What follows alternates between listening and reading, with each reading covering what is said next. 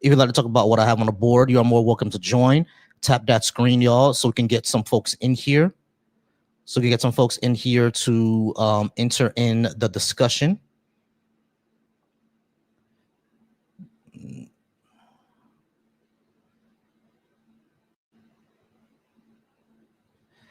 Tap that screen, y'all. Tap that screen. Today I have a URL for the guests, so the guests can join in with that URL. Tap that screen, y'all. Go ahead and tap that screen.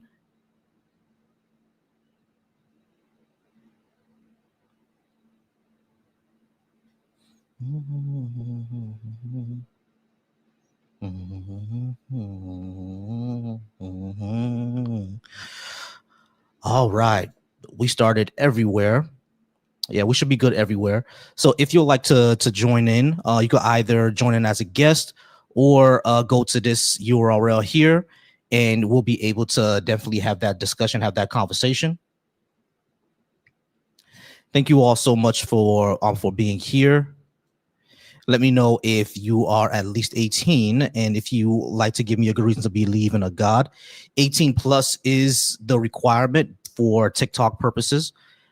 TikTok requires that you are over 18. How's it going, y'all? Let me say what's up to everybody who's coming in right now. D Ward, what's up? Blinky, what's up? Y'all, what's up? Play with it and go. I appreciate you being here as well. Thank you so much for liking the live. Y'all go out and share this live as well.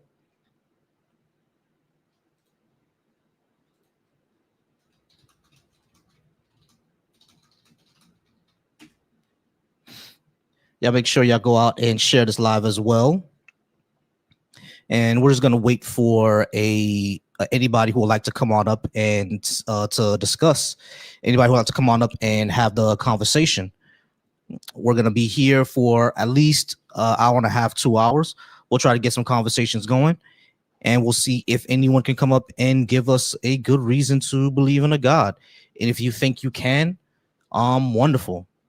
Go ahead and come up and tell me what you think that reason is.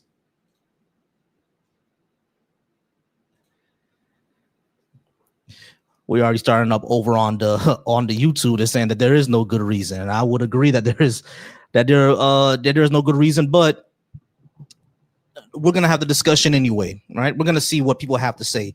Hey, how's it going, Audrey Moon? Thank you so much for liking the live. Libra, how's it going? Thank you so much for liking as well. Thank you so much for being here, Libra. Shout out to you.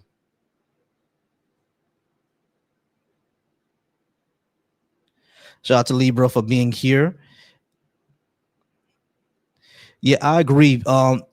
Acer says that social pressure is usually the reason why people believe, and that is true. I think social pressure is like probably 90% of the reason why folks like are believing in it. Without that social pressure, they typically either don't like fall out of it, like don't believe anymore, or don't believe as hardly as they did. It becomes something completely different when you when you don't have the mechanism of social pressure, when you don't have peer pressure. Things become a lot different. Nostradamus, I didn't see your question. This is why I always tell y'all to just come up, because I didn't see your question. I was probably doing something else, so I'm gonna go ahead and invite you up, Nostradamus, because I usually don't like talk to the comments. I usually don't do that. I only do that like in the beginning. But if you like to have the discussion, go ahead and come on up so we can go ahead and discuss it. But if you had a question, I didn't see it. Honestly, I honestly didn't see it. But you can go ahead and come on up if you had a question, if you want to have a discussion, because I'll rather do that instead of us going back and forth in the comments. Yeah, I'll agree with that. Fear, anxiety, guilt. People are afraid of what happens after death. They don't want death to be the final. They don't want death to be the final coffin. So it's like, all right, Romo, how's it going, Romo? Are you at least 18? And do you think you give me a good reason to believe in a God? Yeah, I'm 18 or over 18, I should say. And yeah, I mean, the one good reason to believe in God is because it gives you a sense of purpose. Even if you want to say that purpose is fake or not real or whatever, it's still better than the atheistic point of view, which is to concede that life is meaningless and that there is no purpose to your life.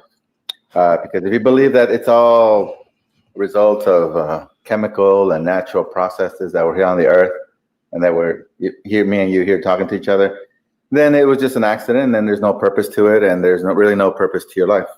Now, you can say as an atheist, well, I do have a purpose because my family cares about me, my dog likes me, things like that. But in the end, it's meaningless because you could step outside today, be run over by a vehicle, and what was the purpose of that? Nothing. So I think that's one good reason to believe in God. I mean, that the same applies even if a God does exist. Everything that you just said still applies even if a God exists. Yeah, I mean, so it's like believing in a God doesn't give any purpose. It's like all it does is you believe in a supernatural power. Everything that you said, even if a God were to exist, would still apply. It will be meaningless. Like there will be no objective meaning, unless you're saying that God gives us the meaning, but that's arbitrary, right? Because it depends on that God. It's completely arbitrary. We can do the same thing for ourselves, right? I can give myself a purpose. Sure. I can give you a purpose if you're a part of my life. You see what I'm saying? So there can still be purpose with or without a God, and with or without a God, it will still be 100% arbitrary. Okay, but that purpose, if you believe in God and you believe your God is eternal, then your purpose is eternal. Your purpose is literally second by second. I mean, the moment you die, whatever purpose you think you had or believe you had, or maybe you don't even think you had, it's gone. It's gone. Yeah, I mean, it's so what though? Your life. So what? Hold on, so as a person, Romo, hold on. So what though? So what? Like, hold on. Okay. Just because my life ends and the purpose that I have for my life ends at me, that still doesn't matter, right? Because my legacy still lives on. The things that I did, hold on. The things that I did for my people, all that still lives on, right? So like it even if like in 100 years no one knows who the hell I am, that still wouldn't matter. Those people will still create purpose for themselves. Now you're saying that God gives us some sort of eternal purpose, but when you read you believe in it, right? If you believe in it, but the thing is, believing is different than it actually being actually true. Now let's go ahead and give you the argument that it is actually true that we live eternally.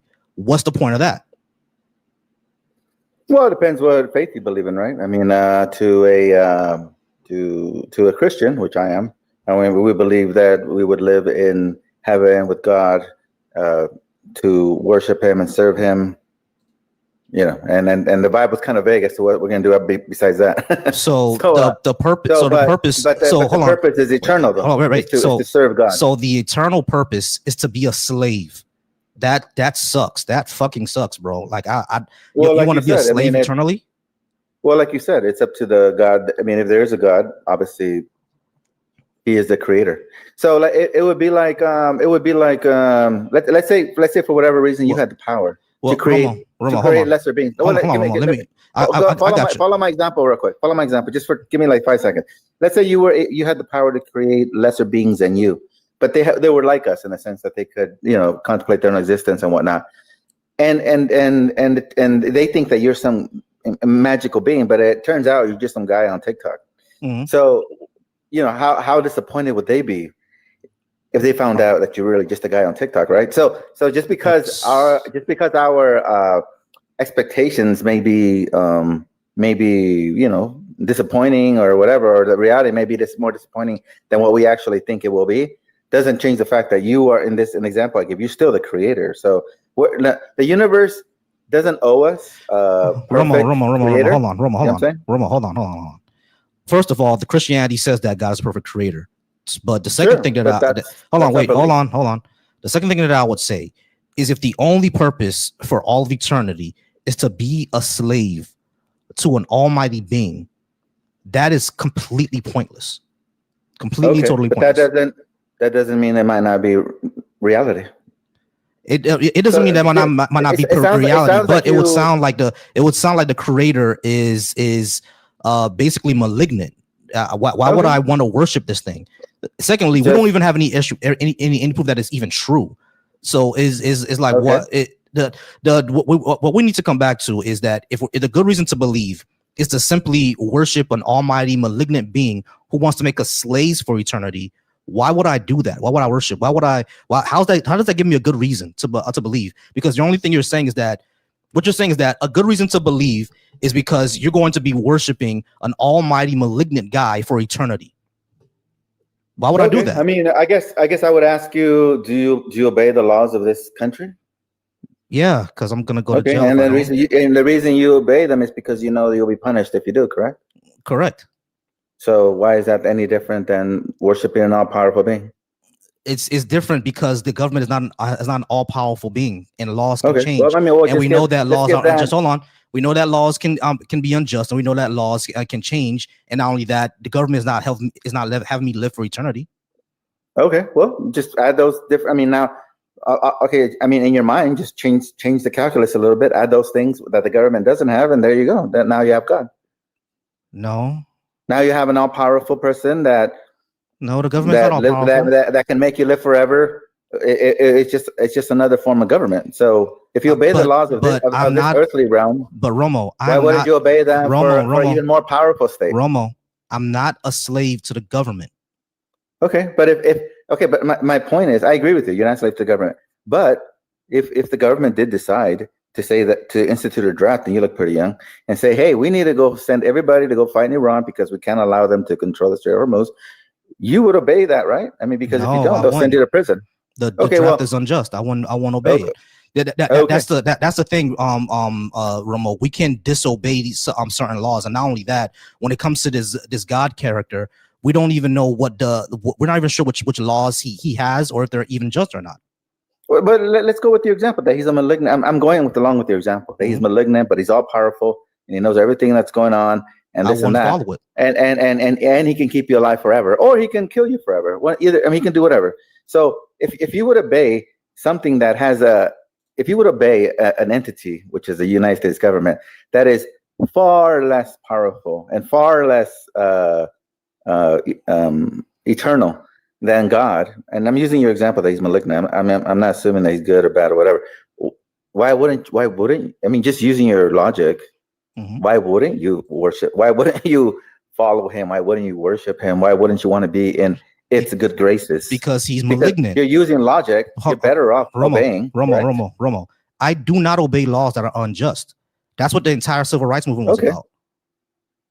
All right, but this God might not hold that view. So, what do you want to get? Assuming that he can punish you like hell or whatever. Let's go with the idea that he can send you to a pit of fire forever. Wouldn't you be better off obeying it, assuming it exists? No, because you'd rather burn. No, you'd rather burn. Listen, people went to jail or were almost beaten to death for not following Jim Crow laws. Okay, who was right? The Jim Crow law. Hold on, listen to my question. Who was correct in that situation? Martin Luther King or the segregationists? Well, I mean, what are you talking about? Morally? Is that what you're talking about? Yeah. Well, morally, from contemporary morals, obviously, Martin Luther King, the civil rights. Yeah, exactly. Sure. So we're talking about an all-powerful being here. I know we're talking about an all-powerful being. What I'm saying is that what he decides is moral. Wait. No, so he does. So if he says segregation is cool, then guess what? It's cool. It's cool. All right, that makes morals arbitrary. Then they're completely arbitrary. Sure. Yeah. All right, so he's an all-powerful being, right? Because he's an all-powerful being, so that means he decides what's right. So if he says that I should rape my babies, that's moral. If he says so, yeah, he's all-powerful. Do you understand how insane that sounds, bro? Well, if he's all-powerful, it's not insane because he's all-powerful. It is. Literally insane. He can make you believe that. Roma, what you're arguing is might makes right. That's what you're arguing. Okay, but I'm saying that if this moral being decides that. Then he's not a moral being. He controls you. Hold on, he controls your mind. Romo. What are you gonna do? Romo, he's not a moral being because number one, this actually goes against Christian theology. Hold on, wait, Romo, listen. This actually goes against Christian theology because according to Christian theology, God is not going to interfere with your free will. So you're actually saying that he can control my mind. It actually goes against Christian theology. But the second thing that I would say is if you're saying that this being that we worship can literally say like anything, that harming other people is moral, and that's what makes it moral, you're following a monster. And why would we worship that? This is giving me more bad reasons. These are not good reasons at all, bro. Like, this is Again, sick. I'm going with your assumption that this is an all-powerful being who determines what is right and wrong. If this all-powerful being has that power, then whatever he decides, if he is the That's source actually of not what I morality and said. good, Hold on, Romo. That's basically actually not what what I he said. says is the truth and Romo, correct. Romo, stop, pause.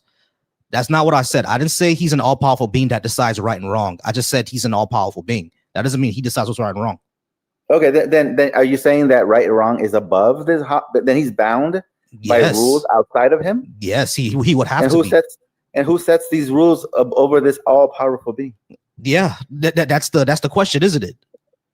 Well, no. Then your example. No, I'm pointing out that but doesn't make sense then, because if he's all powerful, because the Christian God doesn't make sense. He would decide what is good and that's what I mean. The Christian God doesn't make sense.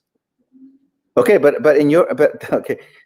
I don't know. Maybe you're not following along. I went along with your idea. You're right. This is an all-powerful being. I know this is an all-powerful being. On those grounds. I understand this is an all-powerful being. Hold on, Romo. I understand this is an all-powerful being. That doesn't mean the all-powerful being is all of a sudden moral.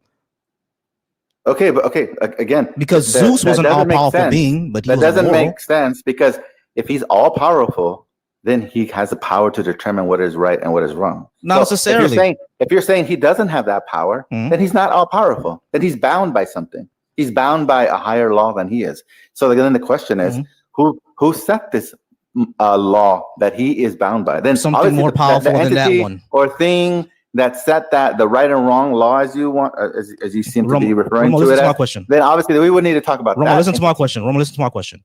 Are things right and wrong simply because they are, or are things right and wrong because the God decides? Well, I would say because of the God decides. I mean, if he's an all-powerful God. So things are right and wrong according to what the God decides. So so that means that Jim Crow was fine then. If God, I mean, I don't see why this all-powerful God would care, but assuming he'd said, yeah, this Jim Crow was right and moral and blah blah blah. So the Holocaust was right and moral. According to if this all-powerful God says so, then yes. I mean, yeah, Roma, I don't think you're here's the problem. Anything hold on, Romo, hold on. You can say anything. Romo, the answer is yes. Romo, pause real quick, bro. You go on a mile a minute. Give me a second. The issue with your worldview right here, with your viewpoint, it's not my viewpoint. It's your viewpoint, bro. The issue here is if you're simply saying that God can decide what's right and wrong, even if it comes down to killing babies, which he has done in the Bible. If it comes down to it's right and wrong, no matter what he says, this has always led to the most destructive nature that we've seen in mankind. Always. You understand that, right? Yeah, that sacred texts have been used to commit atrocities. Right. I mean, you don't have to use just Christians. Any religion has done that. Right. So, but the problem is, you said that God decides what's right and wrong. If that's the case, hold on. If that's the case, if God is simply deciding what's right on what was right and wrong, if that's what you're saying, then how do we know? Has he ever actually come down and told us what's right and wrong? Well, I mean, again, this comes down to belief. I mean, obviously, Christians believe Jesus was, Son of God, died for our sins. I mean, if you ask a Jew, he's going to have a different answer. Yeah, I understand. Understood. So doesn't that mean when it comes to all these atrocities, when they're doing it in his name, doesn't that mean that it will be a smart thing to do to come down and say, hey, no, I'm not telling you to do that. This is not my name. I mean, this is assuming, of course, that this is a God that cares. You know what I'm saying? Cares about. Does the Christian God care?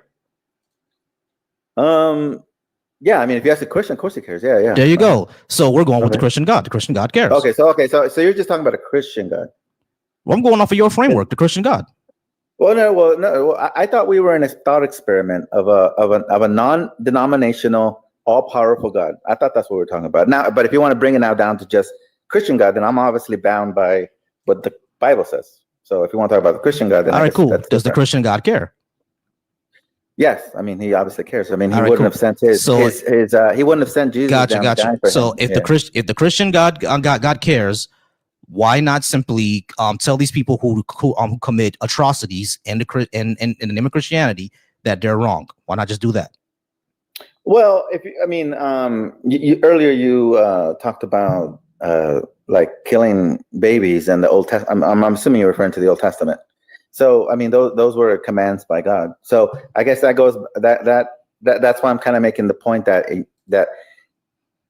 if God is all powerful, if we're talking about the Christian God and well at least specifically in the Old Testament, you know, Yahweh, Jehovah, what they call them then, and God ordered them to kill, you know, to commit genocide against the Amorites and the Amalek and all these. I mean, how could that be wrong if God ordered it? Yeah, because it's causing harm on others. You don't think causing harm on others is a bad thing? Well, if God ordered it, I mean, wouldn't Yeah, that be the right thing to do? that's the problem. How do you even know God ordered something? Because everyone who Well, I mean, we're hold on, assuming. wait, Romo, Okay. Romo, listen. People who commit genocide have always said that God ordered it. So how do you know they're wrong? Well, again, if we're talking, okay, so you keep jumping back and forth between. I'm not jumping what back the, and forth. yeah, I'm not jumping back and forth. Hold on. Listen, you're I'm asking not me jumping what. back. Romo, hold on. Listen to what I'm saying to you. I'm not jumping back and forth because you said that when God ordered G-sides in the Old Testament, those were fine because God ordered it. But what I'm saying to you is that there are people who commit atrocities today who also say that they're doing it in the name of God. How do you know they're wrong? Well, I mean, if you ask a Jew, I'm not Jewish, of course, but if you ask a Jewish person during that time, they would say. I'm not that, asking about Jewish people. I'm asking about you. How do you know these people who commit atrocities are wrong when they said God told them to do it? Okay, again, what are we talking about? What happened when God ordered the Israelites listen to what I'm saying. Just answer the just Romo. I don't know what's I don't Romo. I don't know why this is so hard. I'm asking you. Well, I don't know. I want to be precise. I'm asking you a precise question. I'm not jumping around. I'm asking you a precise question. Listen to the question. Your claim was that when God ordered genocide in the Old Testament, that was fine because God ordered it. There are people who commit atrocities today who literally say that God told me to do this. How do you know those people are wrong? How would you know? You can come off mute. Well, it comes down to belief, doesn't it? I mean, if you believe in the Bible or in the Torah, all right, bro. They were required to do that, then obviously they believe hey, Coco, how's it going, Coco? You want to go ahead and get in on this? River over on my Video Ninja. I'm gonna get to you in a second. River is right up here, guys. If you would like to know, River, I'm gonna get to you in a second. All right, Coco, you had anything to add? Because we got a few more minutes before I drop and move on to the next person. Go ahead. I was even gonna say, like, if you're saying like God creates morality, it wouldn't even be objective; it would be subjective. You do realize that, right, Romo? Well, I think that's his argument. That if God is all powerful, then He's bound by eternal right and wrong that's even above Him. So his argument is that it's objective. I mean, sorry, subjective. My argument is that if God says it's objectively good, it's objectively good, and that's the end of the argument. No, it can't be because divine command would mean that it's subjective. Oh, okay. I mean, I guess I'm not understanding the word objective and subjective then. Subjective is mind dependent, and you just said if God says it, therefore that's what it is. That which means that it's dependent on what God says. Right, which would be objective because all we need to do is look at the words that He said, and that's it to determine whether it's good or right. So him saying, "Commit genocide against the Amorites," and this is good. I mean, that's it. Kind of like in the Bible, I created the world and it was good. I mean, but that's the objective view. If it's simply God saying that it's good, then it would be subjective. I mean, like unless God is like informing us about something that's like independent of Him or something. I guess. I mean, I guess you could use it either way. I guess. I mean, I don't know. Like, are you saying like whenever God says something is good, is He saying it because it's something coming from his mind, or is he saying it because it's some kind of like fact outside of himself? I don't know. That's a good question. That's a philosophical question. I wouldn't know how to. I'd have to think about that one. I don't know. Yeah. Because again, I mean, if he's all powerful and knowing, I mean, yeah, it's a tough concept. Okay. All right. So we're gonna go ahead and move on. Thank you for being here, Romo. All right, guys. We're gonna go ahead and move on. We're gonna talk to Seer next. Give me 1 second, y'all. Hey, River, over on my panel on the Video Ninja.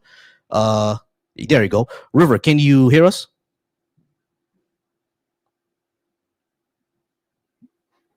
Hold on, let me unmute. River, you hear us? You hear it? Yeah, I can hear. I can hear me. Can you hear me? Yeah, give me 1 second, please. Give me 1 second, please. All right. Ooh, that is a bad echo. That is a bad echo. That's horrendous. All right, let me make sure that's. Yeah, I'm still echoing. Give me 1 second. Yeah, I'm still echoing. Give me 1 second.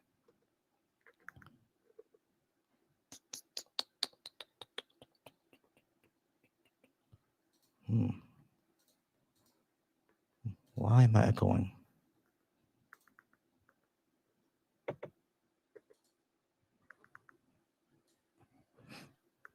Hey, y'all, I'm sorry. Give me a second, y'all. I'm sorry. Yes, a second.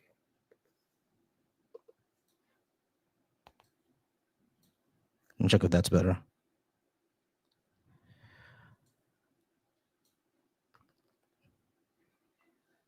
For some reason, I keep looping in.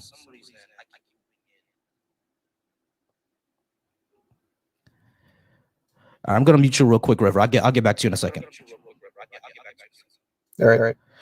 All right. Let's talk to Seer. All right, Seer, how's it going, Seer? Are you at least 18? And do you think you give us a good reason to believe in a God? Yeah, I do. All right, cool. What's that reason? Language. What about language? Yeah, I believe that if we can distinguish like a reference and a sense in the same way that we can comprehend like words, then there needs to be like some principle in which grounds these references. And this grounding, I would just say, is God. That made no sense at all. Sure, I can explain it to you. So when we identify Venus, for an example, right, we have two names for Venus. It's the morning star and the evening star. One's reference, so we're referencing Venus, the morning star. That's a reference. We're referencing the object that rises before sunset. And so that's the reference that we're referring to. Yeah. And then we'd say the evening star, which this is the sense of the object. The object in a totality, what it is actually like, why it is actually a thing. Now, there's a distinction between sense and reference. Even though it's talking about the same object, there's still a distinction between these two propositions. And in order for there to be a distinction, I'm saying that there has to be an underlying principle. And this underlying principle I'm going to quote is going to be God. You're saying that there needs to be an underlying principle for us to reference things? No, there needs to be an underlying principle in order for us to make distinctions between references and sense.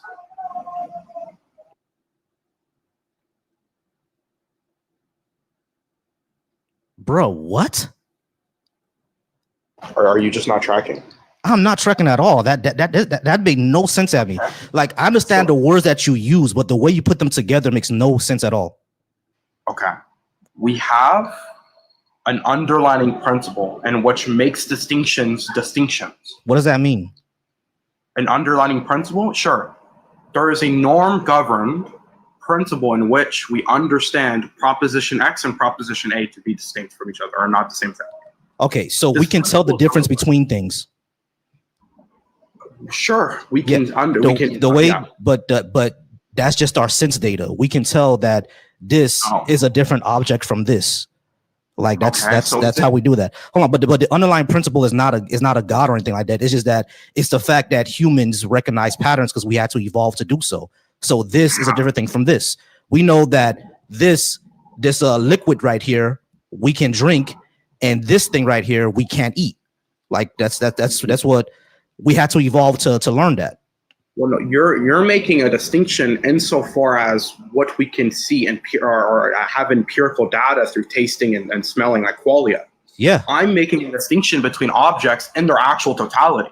What do you mean objects in their actual totality? What does that mean? Yeah, I'm going to explain. We know in any possible world that a rock isn't going to be a camel. We can say rock, but we cannot mean camel. That's not how it works. Correct. That's a reference. Right. Okay? So yeah, because those two objects are different. We know what rocks are. We know what camels are through our sense of data. Well, that's a blunder, because now you're conflating references and sense together, which you can't. But the thing is, okay, hold on. How do you reference something without your senses? Yeah, when you say senses, are you referring to your six senses? Mostly. I think there could be other senses as well. Well, when I'm referencing senses, I'm not necessarily meaning six senses, but I can engage with that. How you can reference something is through thoughts and data. That's not necessarily going to be a sense. But thoughts and data are obtained through your senses. That's what I'm asking. Hold on, Seer. What I'm asking is, how do you get thoughts? How do you get data? How do you reference things without using your senses? Consciousness. Is consciousness a sense to you? Yeah, it's a sense of self. So wait, you think self-awareness is consciousness empirically? Yeah. What? Seer, how do you reference things without your senses? Because consciousness has to interact with something. So a referent is not a reference. You're not really answering the question. How exactly do you reference something? How exactly do you get data of something without using senses? Because your consciousness uses your senses. Yeah, I don't use my data to reference a fan. So how do you know what a fan is? Yeah, I know what a fan is because it's just objectively true that the properties in which the referent of a fan is going to be a fan. It's always going to be true, no matter if a mind exists. That the reference. How do you know what a fan actually is if you've never seen it or heard it? How do you know what it is? That's just empiricism. But I can engage with that because we can have the referent, and I don't need to know because that's just a contradiction. How you're trying to trap me here? How do I know a fan? Yeah, right. I can. Hold on. Let me make this clear. Are you saying that a person who has never seen a water bottle a day in their life somewhere out in the jungles of the Congo will know what a water bottle is? No. Exactly. So you cannot reference anything without any senses, bro. You need to interact with something with your senses in order to know what it is.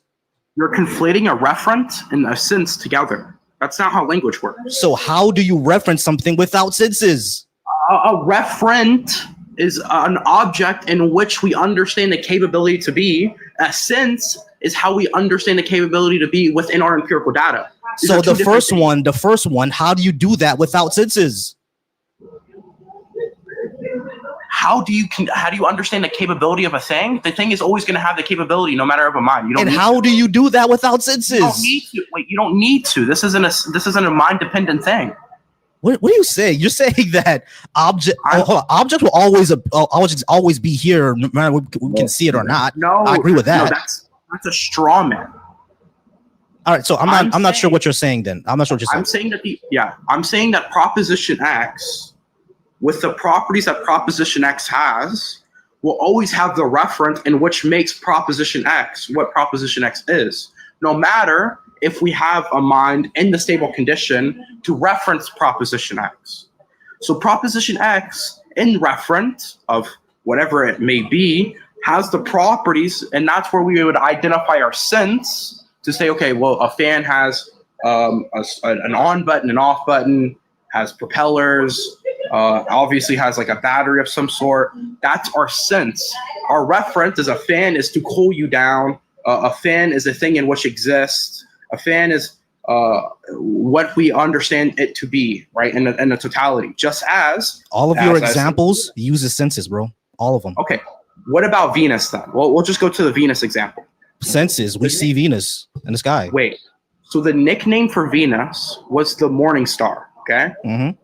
Why was it called the morning star? Because it came up in the morning. Okay, good.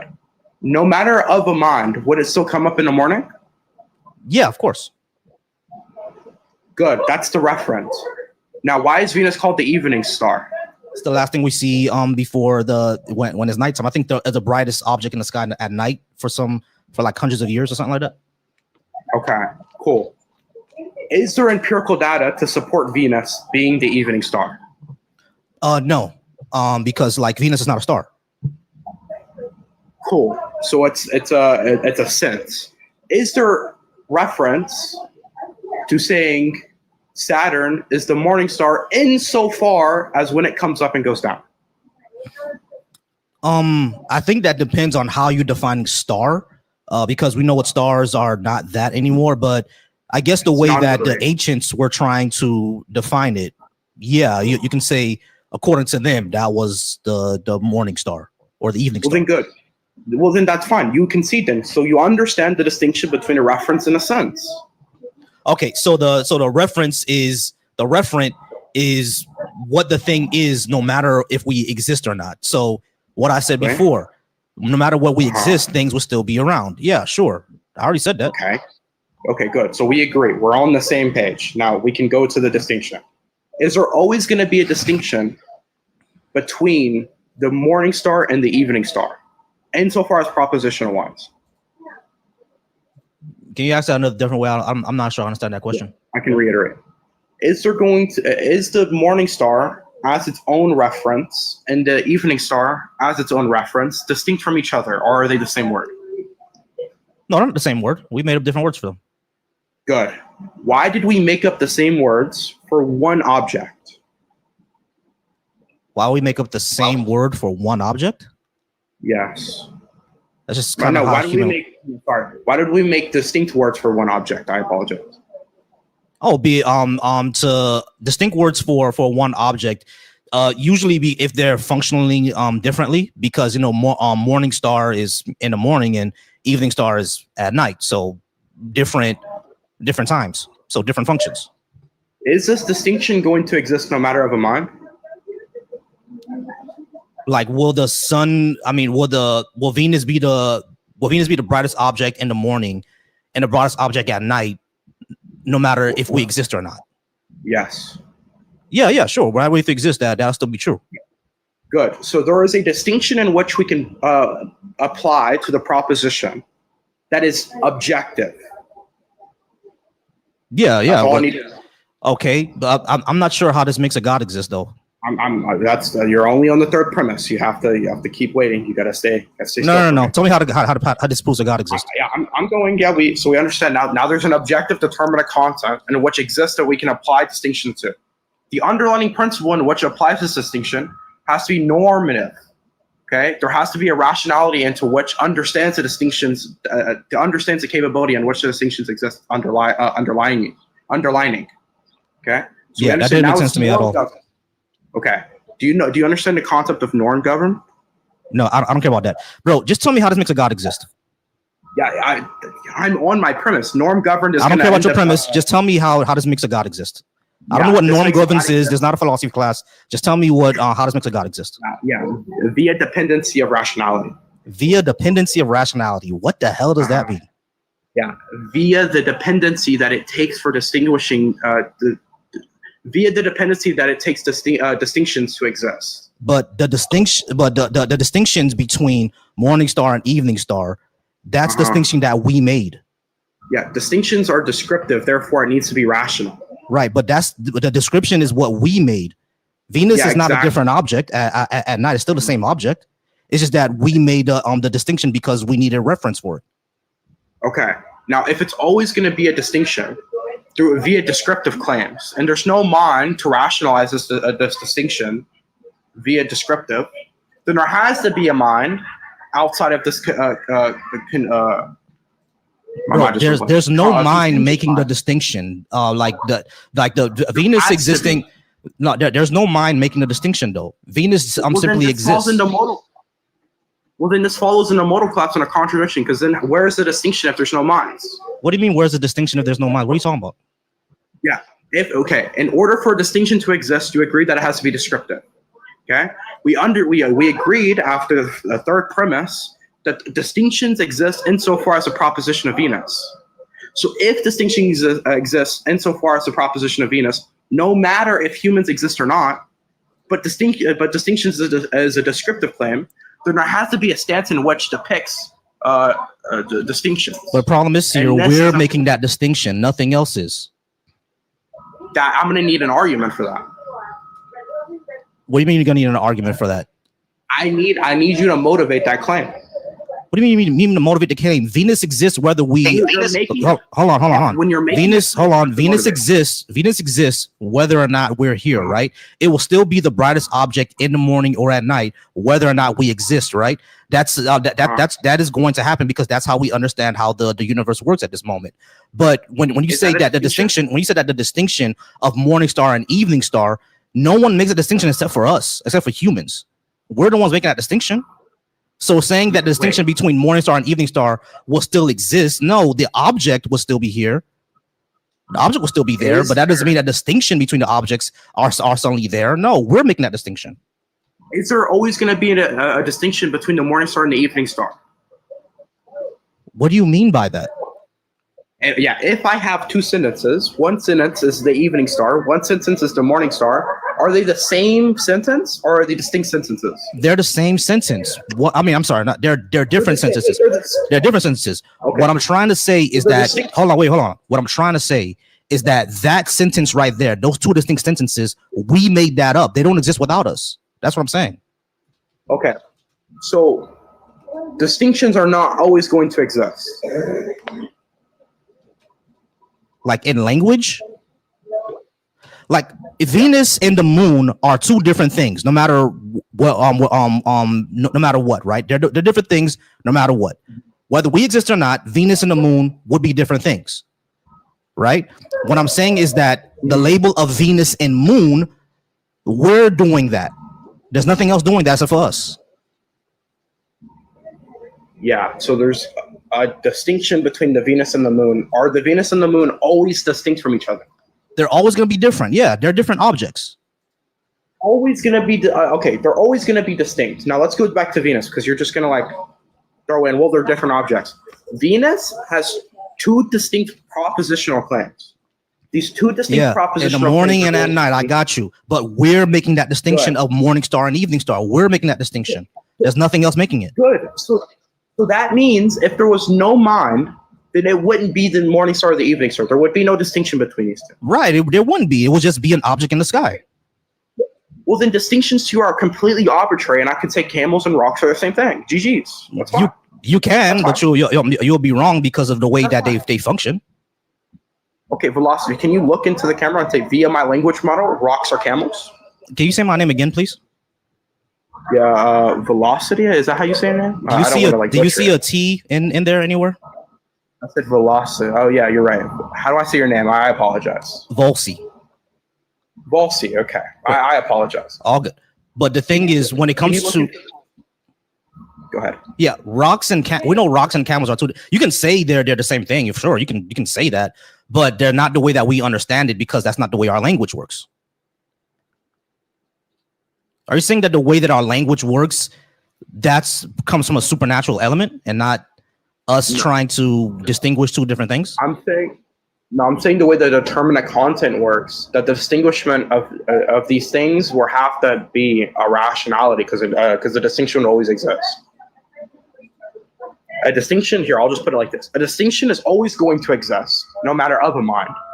If there's not a mind to make a descriptive claim of a distinction, then there has to be an absolute norm-governed mind outside of a contingent mind, whether it's a necessity or unless you can give me an argument that fits the category that's not a necessity, then I'll concede. But that is a non-contingent mind in which has a rational claim to debunk to conclude the connecting of determinate content. Are you saying that two different distinct things won't be two different distinct things unless there's a mind around? No, I'm saying that the one object with two distinct reference are going to always be two distinct reference, no matter if or not. No, that's what I disagree with, because we're making that distinction. Like one, I understand what you're saying, right? One thing can have two different references. I do agree with that, just like we did with Venus. What I'm saying is that human beings are the ones making that distinction. Nothing else is. We have no evidence that there's something making that distinction, that those two different references. We made that reference up because we needed to explain our sky, right, in ancient times. But that doesn't mean that that without us, that distinction still existed. We have no evidence that that's true. The evidence that we have that is true is that if I can prove to you that determinate content is always true, no matter what stipulation that there is, then determinate content in totality will always exist, no matter of the contingent mind. I'm not sure what that means. So determinate content. What does that mean? Determinate content is content with the stipulations of stating what is and what isn't. So I could say like a rock, right? That's saying what a rock is. Mm-hmm. That's eliminating what a rock isn't. Yeah, we said this already. Like a rock and a camel are two different things. Rocks and camels existed before humans did, or maybe not camels, but like a camel-like creature. Like let's just say they existed before humans did, and they were completely distinct things, right? But like those labels, we're the ones who made them up, but they function differently. Like rocks don't have humps, right? Well, I won't say humps. Rocks don't have legs, I guess. Say that again. Yeah, is a distinction not a label itself? I am taking a cup. Is distinction a label itself? Yeah, I could say that a distinction could be a label. Yeah. Okay. If a distinction is a label, is it always going to be true that determinate content is true? What does determinate content mean? I don't know what determinate content means. Yeah, determinate content, the status of what is and what isn't. So is it always going to be true, no matter of a mind? Okay, that if I pick up like if a rock is sitting in the desert, that it's not the camel walking around in the desert. Yeah, I agree. Yeah, that would always be true, no matter if we're around or not. Yeah, those points I agree with. How is that always true if it's descriptive? And there's no mind to bring that description to it. I'm not sure how to answer that, actually. It's just the way, kind of like how we understand what a rock and what a camel is. Those are just two different things. Okay. But I'm not sure how to answer it in the way that you would like me to answer. But it's basically like the way I know how language or how these things function. Like a rock functions differently from a camel, right? Rocks can't move, camels can. So like I can't give the way that you would like me to answer that. I can't give that, but that's just the way I understand what rocks and camels are, right? Yeah, you understand the sense of a rock and a camel just because of like what it's built by. My argument, just to like give the audience what I'm trying to argue so everybody else can understand, is that you understand from what I've gathered. What are you people even talking about? Hold on, pressure. Give him a second. We're actually got to be almost done. I think we're at about 15 minutes. So of course, I'll drop. So I'll just like conclude my argument. Sure.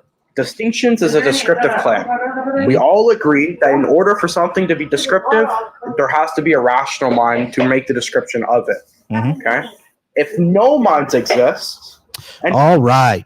Thank you so much for being up here, Seer. Y'all, you guys go ahead and call in. The other thing wasn't working. The studio wasn't working, so you guys can go ahead and call in. I was getting too much echoes. I gotta test that later. So guys, go ahead and call in 786-530-5941. I appreciate you all being here. If you would like to call in, then we would go ahead and have that discussion. We're gonna move on to Pressure. Pressure, how's it going, Pressure? Are you at least 18? And did you want to talk about what I have on the board? Yes, I want to talk about what you all have on the board. Sure, Pressure. Pressure, let me ask you a question before we continue. Bahamas, Trinidad, Jamaica, Barbados, or Haiti? Trinidad. I knew it was somewhere around there. All right, cool. Give me 1 second. I'm sorry. Call from River. Hey, River, sorry about closing out the video, Ninja, but I'm gonna get you in a second. All right, River? Appreciate you. 1 moment, please. Okay, thank you. Yeah, I was wondering why it wasn't working. Yeah, it was too much echo, but I'm gonna get you in a second. You're gonna hear whole music. Give me 1 second. All right. Thank you so much, Pressure, for being patient. All right. So, why do you think we should believe in a God? For me, actually, let me ask you this question, because since you're being from the Caribbean like I am, Christian. Mm-hmm. I'm a realist.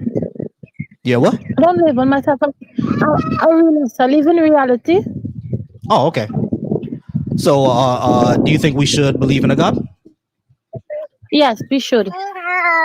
All right, cool. We should. All right, so cool. Now, I'll agree that we live in reality, but I'm not sure if you believe in any specific God or just a generic one. Do you believe in the God of the Bible or the Quran or any of those? I'm sorry? I believe in the God of the Bible, and I will tell you why. The Bible. Because, okay, cool. yeah, because I saw an entity already with my own eyes. I wasn't sleeping. I wasn't drunk. I was 100% lucid, and I saw. I don't know if it was an angel. I don't know if it was a demon. But there are people who can see beyond the barrier, of physics. All right. And, here's the thing. Here's the thing. Pressure. Like, I understand that people can have experiences, right? I don't doubt people's experiences. What I doubt is, what do you attribute those experiences to, right? So when you're saying that your experience was something supernatural, I'm going to go ahead and start questioning that, because that's not necessarily true. You can have experiences, but why are we attributing to the supernatural instead of a natural explanation? How you know supernatural? Supernatural because it didn't have any physical form. It's supernatural because it didn't have any physical form. All right, but my dreams. It didn't have any physical form. Right, so Pressure. My dreams also don't have physical form. Are you saying my dreams are supernatural? Your dreams are supernatural. Dreams are supernatural. Okay, cool. What is the evidence that dreams are supernatural? What is the evidence that dreams are supernatural? What evidence do we have of that? Because we astral project in our dreams. We astral project in our dreams. What evidence do we have that we astral project in our dreams? We astral project in our dreams because as we close our eyes, our body comes like our avatar, and sometimes you would dream something, and then you would say, I dreamed that, and it came true, because actually we could go to the past or we could go to the present with the dreams. This doesn't really answer my question. How do you know that we're astral projection? What evidence do we have of that? Like, what proof do we have? Like, for example, if you were to say, like, for example, you say that you're from Trinidad, right? In order to prove that, you can show me a birth certificate. You can show me your passport that says Republic of Trinidad and Tobago on it, or Tobago. Like, for example, hold on. If I were to tell you that my parents are from Haiti, all I have to do was go to my father's grave site over in Haiti and show it to you, right? You can't doctor that. I don't have to believe that. I hold on, listen. I know you don't have to believe that. The issue is that I would actually have evidence.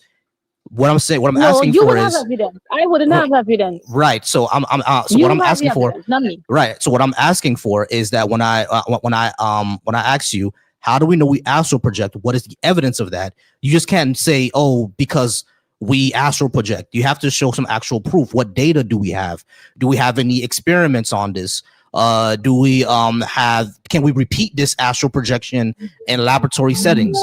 What can we do to actually show this is true?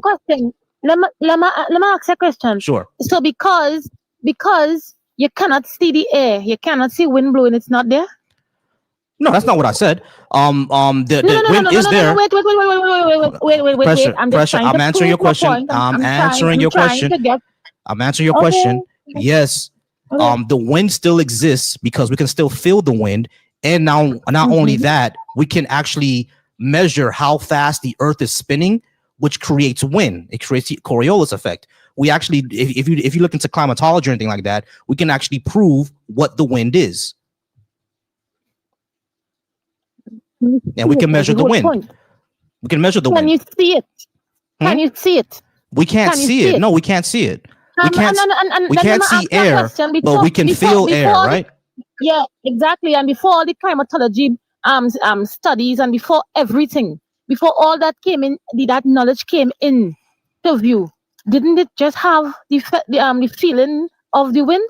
No, Didn't all them no no, because the we can old measure people wind. from before? We can. No, You realize we can. before you could measure wind. How you know it existed? The way that we Before. know that the way that we know wind existed is through its effects. We saw the effects of the wind.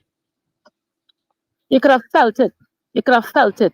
Right. We Right? can hold You on. could feel the wind. Not only did we feel it, but we saw its effects. Because if we were just feeling something, that would be one thing. But when we look at trees and see them move the same time we're feeling something, that's something else, isn't it? That's just the movement of the object that you cannot see. You understand? You're seeing the trees moving, yes. You're seeing the leaves going back and forth, but you still cannot see the air moving the trees. Right. But yet But still it pressure. exists. Pressure. Here's the thing. Here's the thing.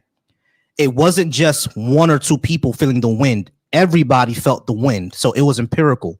We all felt the wind and we all saw the wind move things the same time that we felt it. Right? This is what's empiricism is. If I was hold on, wait, let me just finish.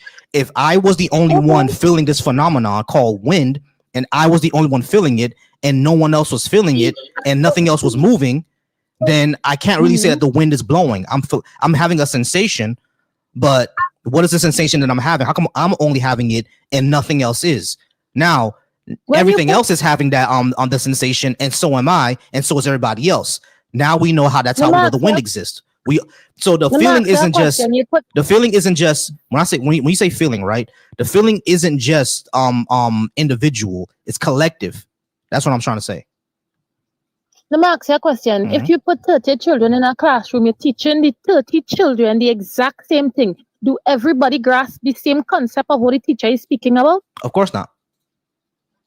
Exactly. So not because everybody feels something, that doesn't mean that everybody going to believe in that same something. That's not what I said. But it is there. That's not what I'm trying to argue. What I am saying, even though there will be something which is common, like the air, or something which is common, like knowledge, not everybody will grasp at what it is. Right. Some people will still have doubts. But pressure. This really doesn't get to what I'm trying to say here. How do we show? I'm trying to bring it home to my point to show you that I understand what you're saying. Yes, when a teacher teaches something in a classroom, not everybody's going to grasp it.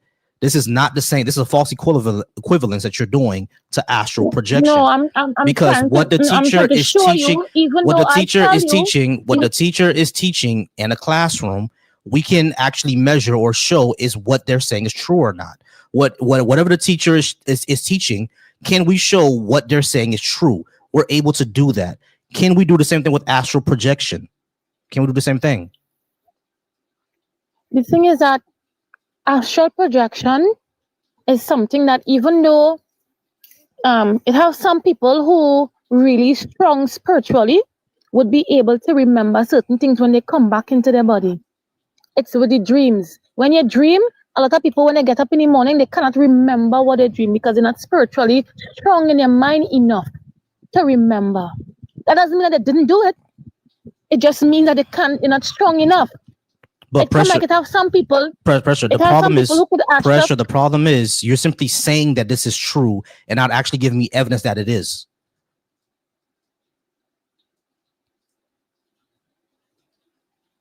Where's the evidence that this is true? Because you're simply saying that it is.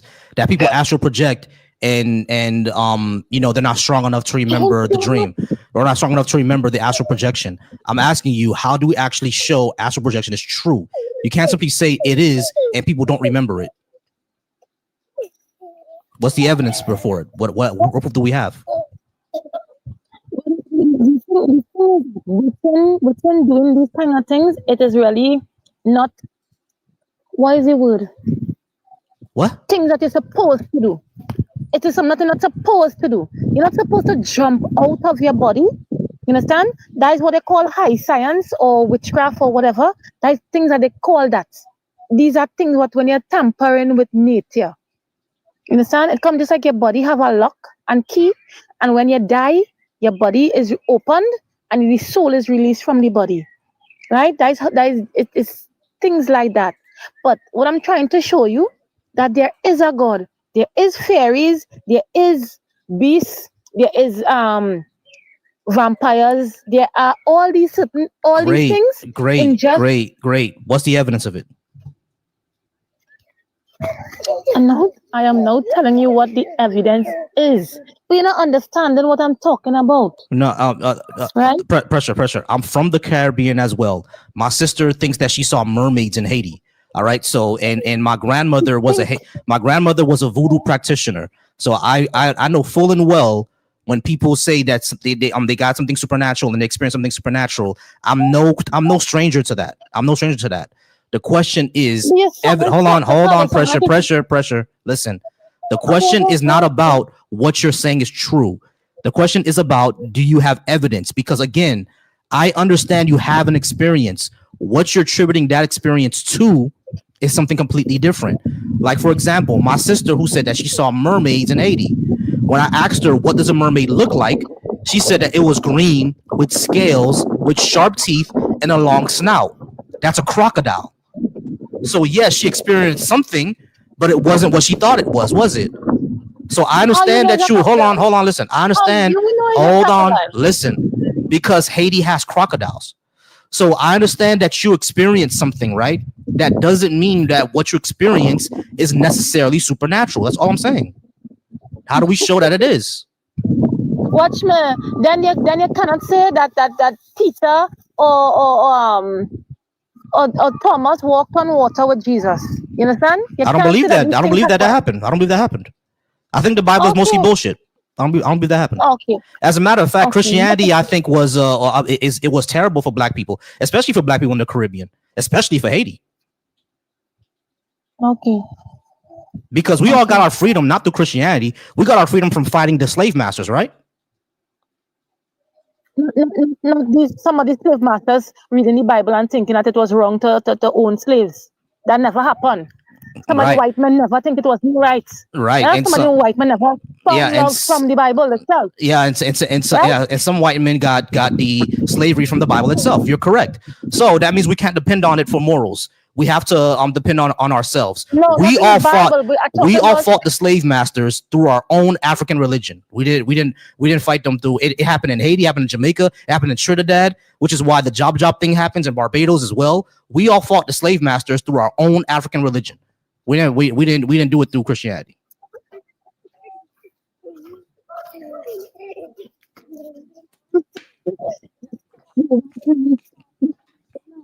All right, we're about out of time, and I think she has to go ahead and take care of her baby. We're gonna go ahead and get to River over on the phone line. He's been patient. He's been here since the beginning. So we're gonna go ahead and talk to River. Thank you, River. Thank so much for being patient. You already told me that you're 18 and you think you give me a good reason to believe in a God. We're gonna go ahead and put some timer on the clock. All right, River. Thank you so much for once again being patient with me. What do you think is a good reason to believe in a God? Actually, I apologize, River. I apologize, River. Hey, River, I'm sorry. I apologize. Give me 1 second. I'm sorry for that. Give me 1 second. That's fine. All right, guys. If you're watching me over on the Deconstruction Junction, I appreciate you watching me over there. Y'all are wonderful. Thank you so much for watching me over there. Mick Time is always in the chat. Thank you so much, Mick Time, for being in the chat. Thank you so much, Resist, for also being there. Genuine over on my TikTok, Genuine. You've been talking for a while in the chat, asking me questions back and forth. Just go ahead and come on up. I invited you. If you're watching me over from Volsy Thoughts, thank you so much for watching me over on Volsy Thoughts. You have a super chat, a £2 super chat saying for the Uno reverse of Look at the Trees card. Hey, I appreciate you there, Fuzzy Logic. I appreciate you. Thank you so much, Fuzzy Logic. I'm gonna get to you right after I speak to River. Okay, for the person who's currently calling in,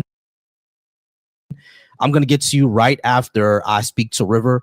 Thank y'all so much once again for being here. Genuine Spirit, like I said, go ahead and come on up. I've been inviting you up for a while. I don't talk to the chat. You've been asking me questions, but I'm not listening. I'm not looking at the chat. All right, so you're gonna have to come on up for us to speak. All right, River, I'm gonna go ahead and put the 15 minutes on the clock again. Thank you so much for being patient with me. You did say that you want to give me a good reason. What do you think that reason is? Well, first I have to ask a couple questions. So I'm guessing you believe in absolute truth, right? Like we don't believe that truth is determined by one person's outlook on something, right?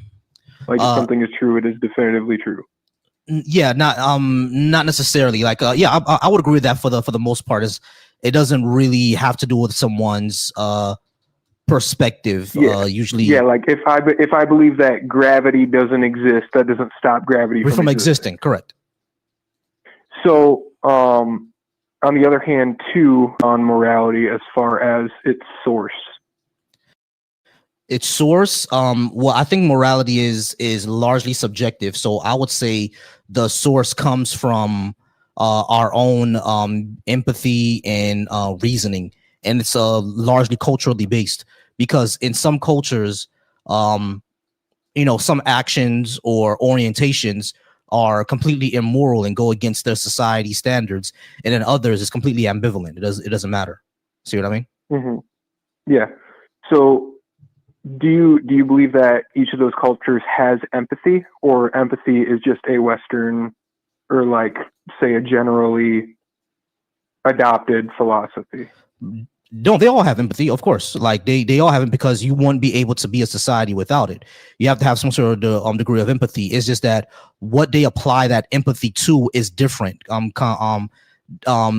dealing with the environment, essentially, because that's where culture largely comes from, your environment. So like within certain environments, they apply empathy differently, which is kind of how patriarchy started. Like, because in some environments, your lineage coming from you was extremely important. So control over women also became extremely important. You know what I mean? So empathy became less for women simply because of that. Yeah, I mean, it all had to do a lot with the environment. Now, as humanity progresses and technology gets better and the understanding of the human condition gets better, all that changes. But I'm prattling on. I hope that all that made sense, though. Yeah. So, I guess I would say that you come across a culture, right, that believed that, say beating their women was a virtuous thing, or say like if they were to sacrifice their children or whatever, they would be blessed in some sort of way, like something that we would think would be morally backwards, just in a, again, Western empathetical, like generalized morality. Would you, if you saw that happening, would you try to stop it in your empathy, or would you just let it go on because that is their culture, that is their way of life, it doesn't matter to you? I would try to influence it stopping, because like it's causing harm. Now, I wouldn't invade and bomb them, but what would make your morality above theirs if it's all subjective? Because their actions have objective results. Even though my view is subjective, I can see the consequences of their actions. The consequences are objective. Yeah, but the consequences in their eyes are a good thing.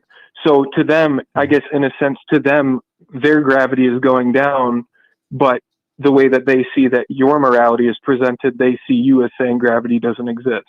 Like They believe that what they're doing is the right thing, and they believe that you stopping them is an abhorrent, like it is something going against them. Right. No, so what would make your morality above theirs as far as stopping them? Again, we could look at the consequences. I would say, beating your wife. Does she bleed? Does her bones break? Does her eye socket pop out? Does this and that happen? You're causing, and because of that, because you're beating your wife, what are the psychological effects of your wife and your daughter? What are the physical effects? Does she have to go to the doctor all the time? How much does that cost you? Yeah, you see what I'm saying? Do you think someone beating you would be okay? You know what I'm saying? So all these things would be either reasons, or like not just like empirical reasoning, but not just subjective reasoning, but also empirical consequences that we can actually measure and look at and see. Right. So we said that, listen, everything that we're looking at here beating your wife ends up in more negatives than it is positive, or we can't even come up with any positive. The only positive you can come up with that I have control, and that's it. What are the other negatives? You know, she's psychologically damaged. Your daughter is psychologically damaged. She's physically damaged all the time. She can go blind, et cetera, et cetera, et cetera. Way more negatives than positives, and we can objectively show that. But that is a negative in the sense that, like, there were plenty of death cults out there, correct? They didn't see their deaths as being an objective wrong. They saw it as being a objective good. So if we're putting, are you saying that there are some moralities that are more moral than others? Yeah, in my opinion, they are. Okay, then what would be the ultimate morality? Because you said that moralities change with societal changes or different whatever. What would be the ultimate morality? I don't know. We're still trying to find that. Like, that's part of the human experience. So that's where my belief in a God exists, is because we as a culture have slowly developed into finding what that ultimate morality is. And I believe that, especially since America was founded with religious freedom, which I believe was a very important thing. I'm not because I am a Christian. I'm not the type of Christian that believes everybody should be forced into it. That is that even God would be against that, because that wouldn't be true faith anyways. So the thing is that it was founded on a lot of the same belief systems that would go alongside Christianity, which presented the morals that God presented in, say, the Bible or through Jesus's teachings. So I would say if we are constantly striving to achieve that, not moral perfection, but at least moral improvement, then where would that morality come from? Because I mean, if we're speaking from an evolutionary standpoint, morality is purely subjective. There's no one moral better than the other, because usually that can lead to a survival of the fittest type aspect, where if nothing matters and we don't have something grander to answer to, why not answer to ourselves? Because in our lives, we are our own grandest authority. Hello? Right.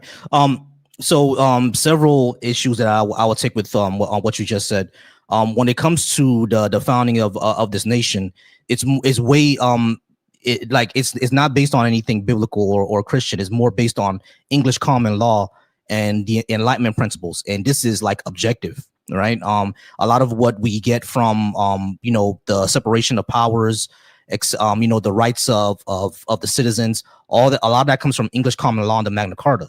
It doesn't come anywhere in any verses in the Bible. They never cited the Bible at all in the Constitution or the Bill of Rights.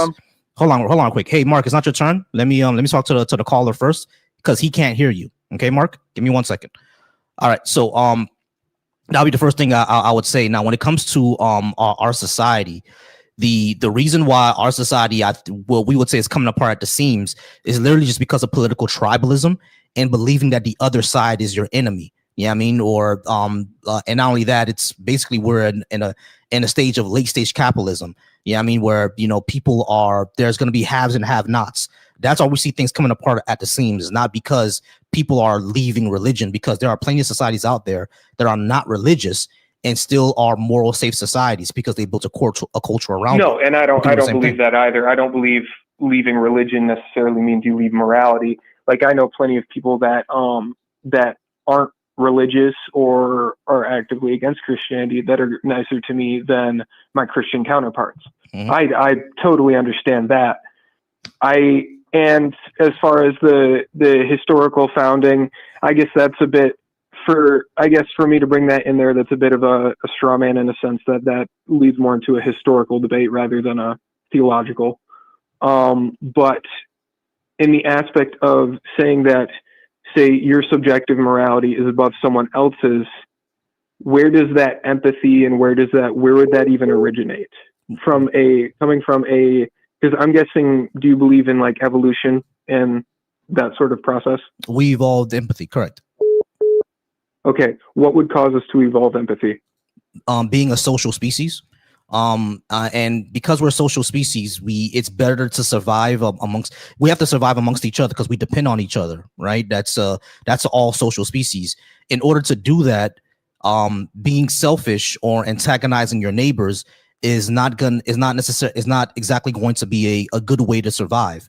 So we developed empathy in order to survive with each other because essentially we needed it.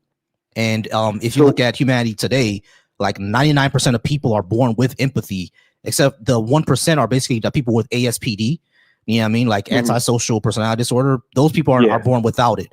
But like if you look at, like, evolution would show you that that like this is exactly what evolution would predict, where a very, very small minority of the human race, or a very, very small minority of a population of a species, is going to be born with antisocial behaviors, because it's not conducive to our survival to be antisocial. Which I believe that's just a product of entropy, because I mean, I'm a big believer in the law of entropy. Everything that has some sort of imperfection will eventually lead to its own destruction just by sake of being imperfect. And I mean, I believe that's the same way with society, especially with a lot of just the tensions and stuff that's going on. But on one hand, I would say, so if empathy, like helping someone else, is because we're social creatures, and it's like, okay, if I help this person down the road, they could help me back, and that's like the evolutionary mindset of it, right? That's basically the that's basically the evolutionary mindset of it. If I help help this person, they're also gonna help me, and then we develop that over years and years and years to, I'll just helping people for help them's sake. You know what I mean? Because it's just better. Then what is the point of keeping people on life support that are in comas, or people that will never get back to, like, say, people that are special needs that cost more resources than they provide for other people? What is the point in, why does empathy kick in with those people if it's just evolutionarily to eventually help ourselves? And again, not by being selfish, but helping others to eventually hope for a benefit down the road for ourselves. Caring, as a community, what's the point in helping them? Caring for the sick and disabled is like basically what it does. It ties together the community better, right? We've seen this in other social species, such as like elephants, chimpanzees, the great apes. They all care for their sick. They all care for their elderly. They even care for their disabled, because they see that it brings the unit, the entire society together to care for this particular individual. That's basically why human beings do it as well. It's evolution can explain that as well. Caring for your sick actually increases the amount of like social cohesion within a group, essentially, and that's why we do it. Which leading to that would make me believe that, because if eventually caring for someone that's sick or that's dying to help basically the morale of a community, why would that entire community believe that helping that person would be a good thing? Because if again, it's leading back to, oh, I help this person, hopefully they'll help me down the road, there would be no, like, as a group, evolutionarily, as a group, we wouldn't be like, oh, this one sick person's dying, we all feel better by helping them. Collectively, evolutionarily, we would all come together and be like, okay, they're costing us. And there would be no moral, like, morale gain for helping that person. Like, me, evolutionarily, if my dad has some sort of terminal sickness, then collectively we would come together and say, okay, we need to stop treatment for dad. He is making everybody's lives harder financially, and it's going to cost those that may be able to provide benefit down the road, like my siblings, like my mom. It'll help her from not having to be in economic hardship. And my mom would look at that and she would go, yes, that's right. We should unplug him just for the betterment of everyone around so that we can stay afloat with bills or whatever. But the fact that there is something tying us to, if I say that my dad needs to be unplugged and not have any more treatment, and my mom says, what is wrong with you?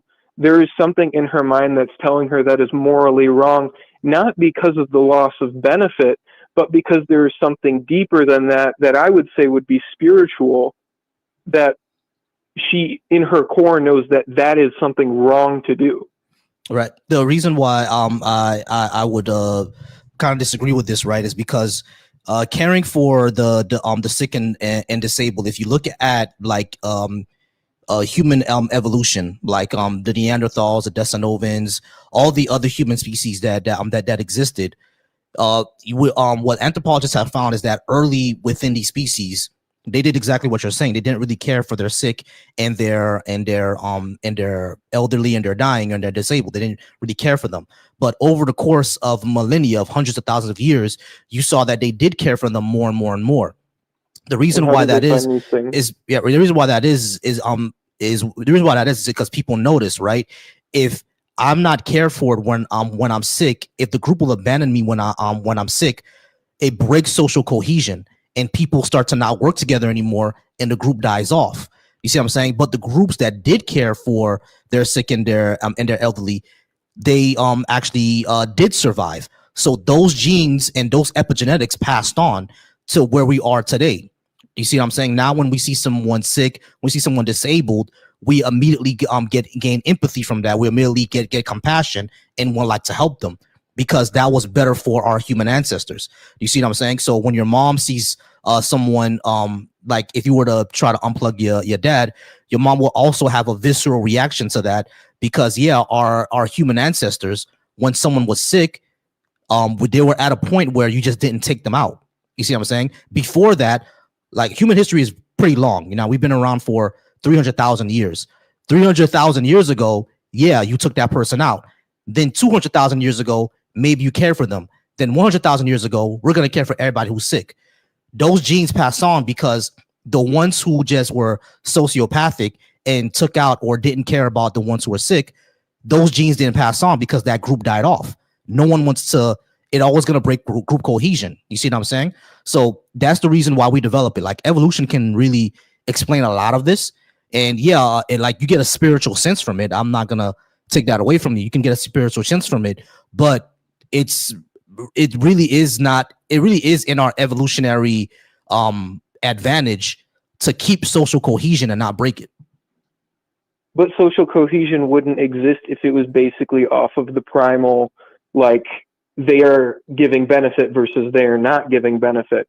Like my mom wouldn't look at him and say, I love him, we need to keep him alive because I love him. Even if they're like, okay, he's got a few more days left, it's not going to do anything. There would be, if God didn't exist to give us that love, and it was merely just chemical reactions in our brains or genes coming back from ancestors or whatever, then she wouldn't have, unless she had some sort of mental defect that was self-destructive, like some sort of gene defect that made it so that she was doing stuff against her benefit.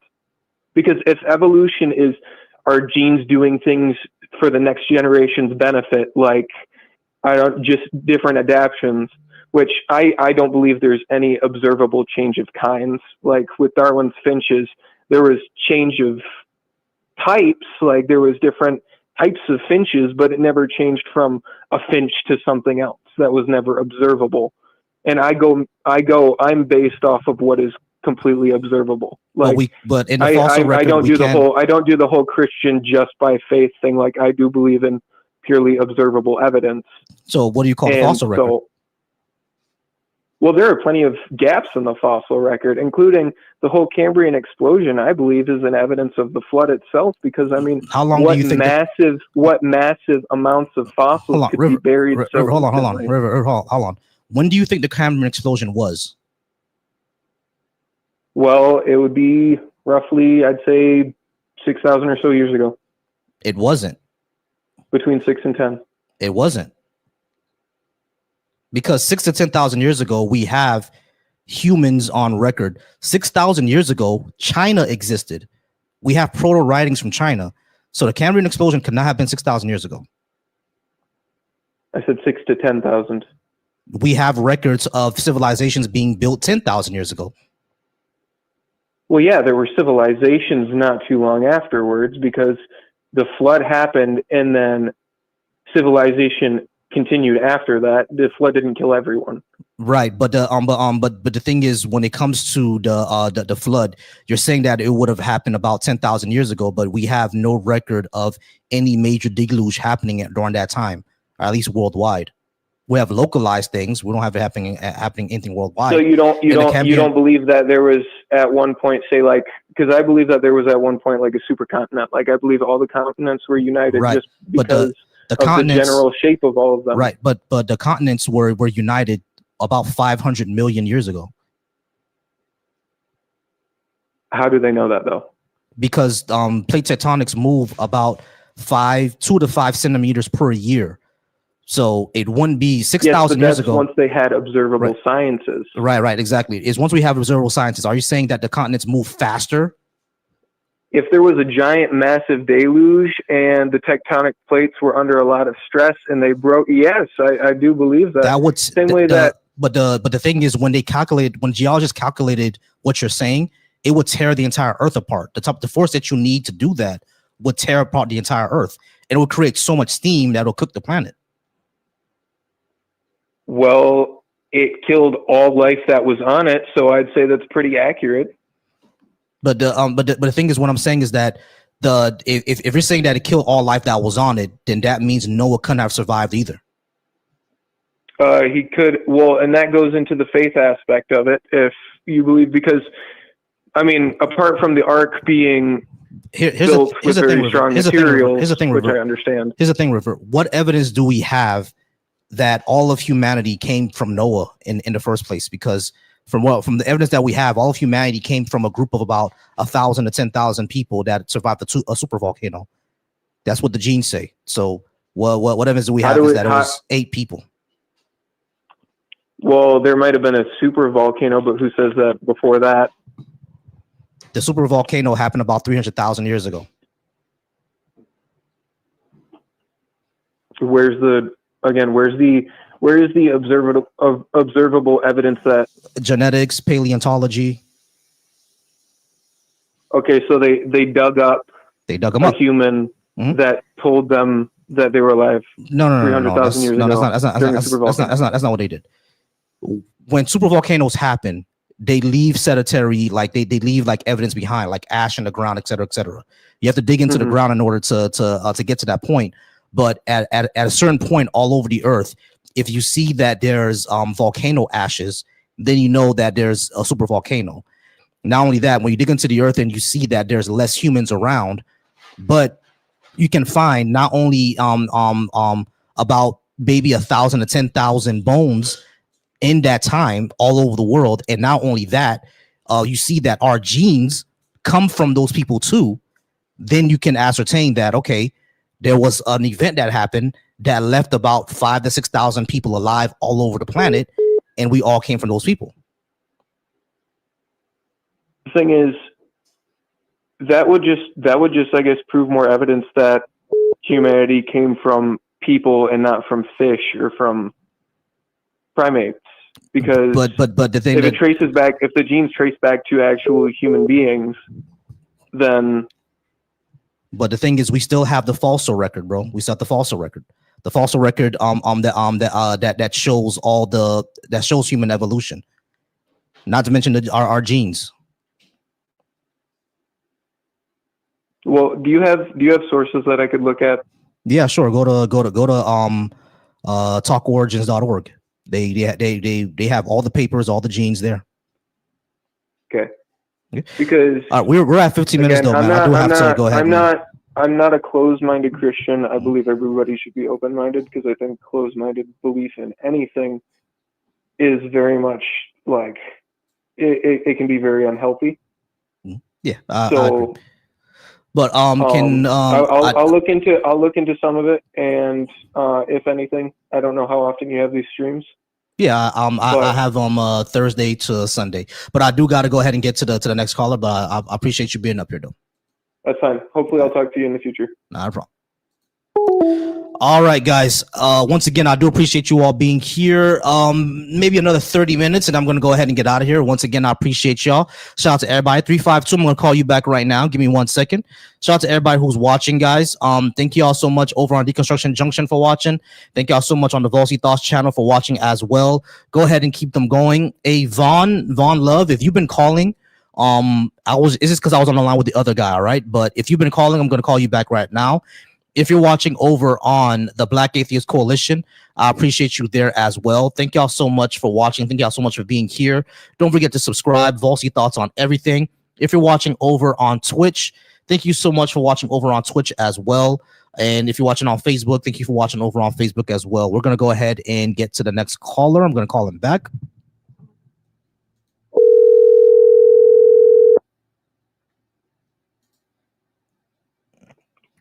Hello.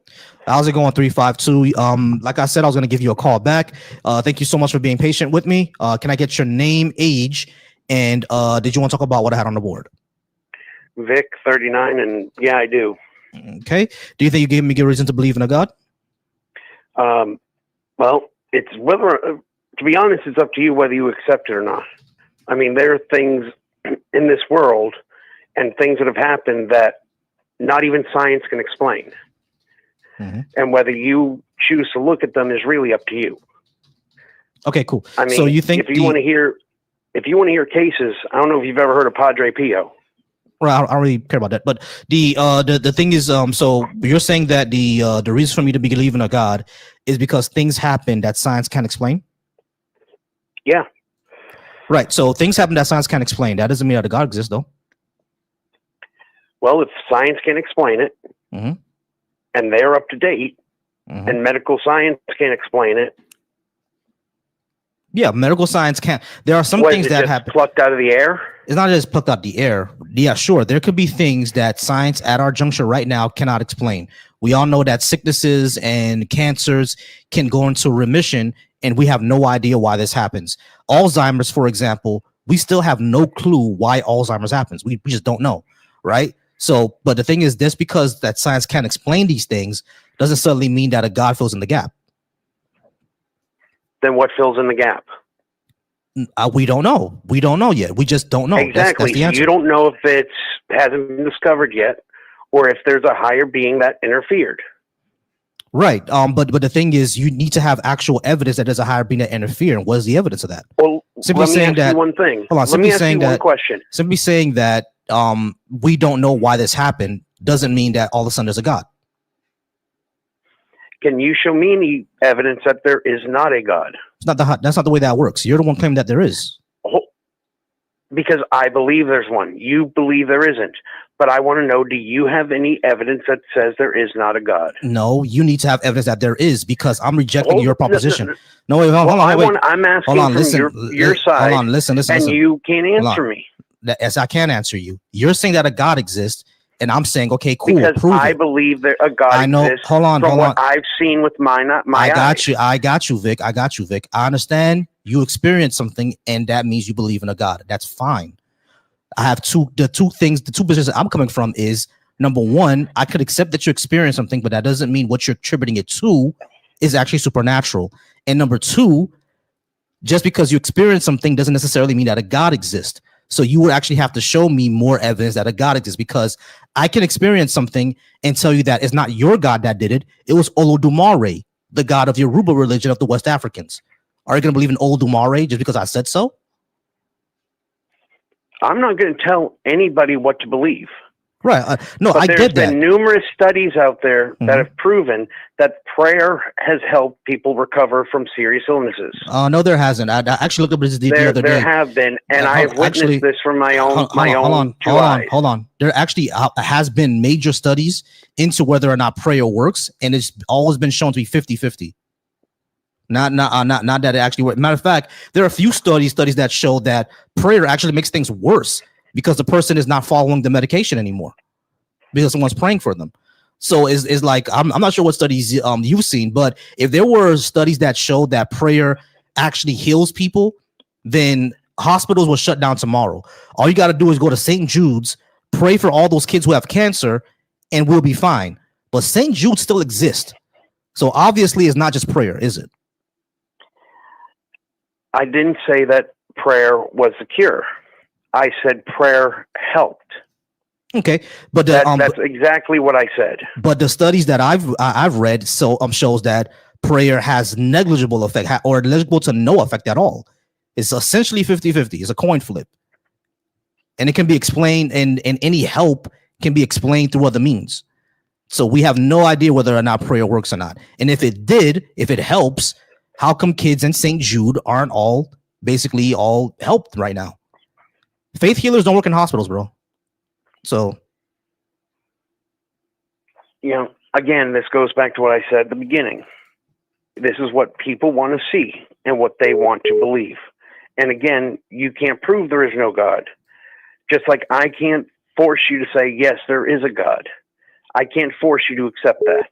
I can only say what I've seen with my eyes has really opened up to my thoughts that there is a God, and I believe it.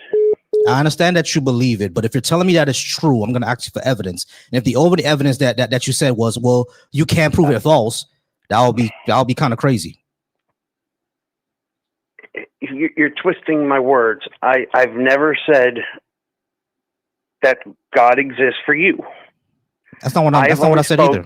That's not what I said either. What I said is that if you're going to say that a God exists and I ask you for evidence and the response that you give to me is, well, you can't prove it false, that's kind of crazy. I'm not going to believe you then. Well, my evidence that God exists is the fact that my mother is still here after battling stage 3 breast cancer. And with prayer helping her when she went to have the biopsy done again, there was a shell around it that stopped it from metastasizing, and her oncologist with over 20 years experience cannot explain it. Cool. Hey, she Vic, had a 25% chance of surviving. Vic, pause. Can I finish talking? I let you talk. Vic, I don't do personal testimony here. I understand that the entire that's great, and that's half the reason. Because you don't let people explain. Hey, Vic. I said from the very beginning, I need you to pause real quick. Vic, that is my view. Vic, my cousin in January also died of cancer. So I have family members who have died, and my mother, my aunt, who's her mother, my sisters, my dad, who's a pastor, my uncles, who are all Christian, all prayed over her for months, and she died. So are you saying that because my cousin died, that means God doesn't exist? Because if you're saying hold on. If you're saying that God exists because your mother survived breast cancer, does it mean that God doesn't exist because my cousin died of cancer? No, I'm saying exactly. No. Exactly. No, don't even, dude. So Vic, I am gonna even. Because give me Vic, your proof your that argument God doesn't exist. I want to see my cousin died of cancer. That's proof that he doesn't exist. My cousin died of cancer. That's proof that he doesn't exist. Because if you can say that God exists for you because your mother is alive from cancer, I can say God doesn't exist. Then explain God doesn't exist the other miracles because in the health I don't have field. to. If you would let me talk about Padre Pio, you'd see another piece of evidence. You don't want people to present the evidence because you're clickbait. Vic. That's all you are is a clickbait. You can come up with any evidence that you like. You can come up with any examples that you like. What was around before the Big Bang? There was nothing before the Big Bang, supposedly. I need you to shut up real quick. Something had to I need you to shut up. I need you to shut up. So you can come up with any examples of quote unquote miracles. What was around before the Big Bang? Okay. Yeah, we're not doing that. All right, guys, we're gonna go ahead and move on. So there's someone else who called. This is easy, y'all. If you can say that God exists because my so and so survived, I can also say God doesn't exist because my so and so died. Easy. Hey, how's it going, 727? Can I get your name, age, and what did you want to talk about? And I just have a few questions before we start the debate. Name and age, please. 23. My name is Michael. All right, Michael, 23. Do you think you give me a good reason to believe in a God? Can I have you a couple questions first? If I could prove to you that there was a God, would that be enough for you to believe? I just need you to tell me can you give me a good reason? No, but I do think that I could prove to you that a God exists. Okay. So no, you can't give me a good reason. Cool. But the thing is, if you can give me a proof that God exists, then that would be a good reason, wouldn't it? So yes, you do think you can give me a That's good what reason. I was asking you. Would Cool. that be a good? Would that be a good enough reason for you? If you have some sort of evidence. Mm-hmm. Sure. Let's take a look at the evidence. What is it? Okay, so for a God to exist, would you believe that there be a natural darkness and light? Like, if I could show you a demon, would that be enough to prove to you that God exists? Like, No, where there is a darkness, demon there would. is light? No, a demon would just show me that there's possibly something supernatural going on with our universe, or the that demon comes from another dimension that you somehow accessed. We would have to show something, but it wouldn't really show that God exists. No. That's all I have to say. You have a wonderful day, my man. Cool. I don't know who was calling him, but someone was calling him. I don't know who that was. All right, guys. Still here. I appreciate you guys for being here. Thank you so much for anybody who was calling in. Let's see. All right, Darby Dragons. You want to go ahead and come up and talk? There was someone else in the comments. I think his name was Carlos. He was in the comments. I'm not sure what happened to him, but he was crashing out a lot in the comments. I invited him, but he didn't want to come up, I guess. Hey, Darby Dragons, go ahead and come on up, and we can go ahead and talk about that. Oh, is Dragons? Is he trolling? Yeah, Dragons are trolling. Okay, never mind.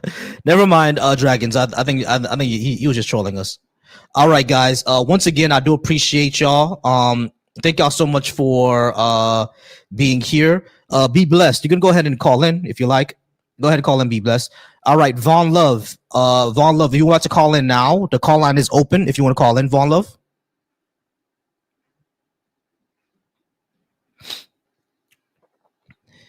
I'm not sure why Be Blessed is so crashing out so badly. But you can call in, Be Blessed. We can go ahead and talk about it. Once again, if you're watching me over on Twitch and Facebook, I appreciate you there. Thank y'all so much. If you're watching me from the Deconstruction Junction, big win on those numbers. Keep the conversation going. I appreciate you over on the Deconstruction Junction.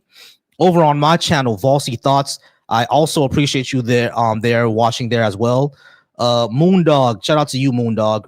Resist, shout out to you, Resist. Libra, shout out to Libra, my mod. Shout out to Tahir, my mod. And Why We, shout out to you as well as a mod. Thank y'all so much to my mod team. We're just keeping these going, y'all. Once again, thank y'all so much for being here. I think I'm gonna go ahead and wait to Rainbow Ash. How's it going, Rainbow Ash? I think we're gonna go ahead and probably end this off in another 15, maybe 20 minutes. Yeah, be blessed. No, I'm not kidding. Yeah, you can call in. Hey, Indigo, how's it going? Yeah, I can't wait to see you in June as well. All right, y'all. If you are a Black atheist, agnostic, or skeptic, or humanist, come to the cookout, the Bash Cookout. Go to the profile on my page on TikTok. You'll see the sign up sheet for the cookout. And once you sign up, I will send you the link to the group chat so we can all be there together talking and updating each other currently. Right now, I'm going to get my shirt soon so I can show y'all I can show y'all the, what is that? I can show y'all the sample of what the t-shirts are going to be for the cookout. So I definitely appreciate y'all for supporting that event, and I can't wait to see y'all either. Remember, y'all. Oh, how do you order the shirt? I dropped the link in the chat to order the shirt. I'll send you a link as well. Remember to text the group chat. All right, text the group chat. Let me know to drop the link again, and I'll drop the link. Okay. Remember, y'all, if you're coming to the event, do not get a hotel in Sanford. Do not get one in Kissimmee. Do not get one in Winter Haven. These are 30 minutes to an hour away from the park, okay? They're an hour away from everything.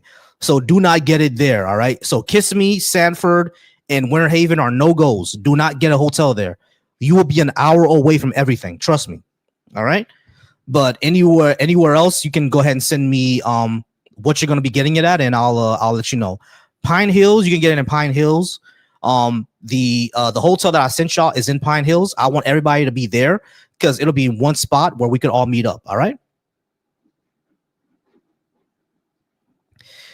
Yes, I did say if you're black atheist, agnostic, skeptic, or humanist, you're invited to the cookout. All right. Yes, it is an all black event. It's unapologetically an all black event. If you don't like it, I don't know what the fuck to tell you. Yeah, the hotel link is in the chat as well. Indigo, let me know if you're in the Signal group chat. If you're not in the Signal group chat, go ahead and text me, and I'll send you the Signal group chat as well, so you can join it. All right.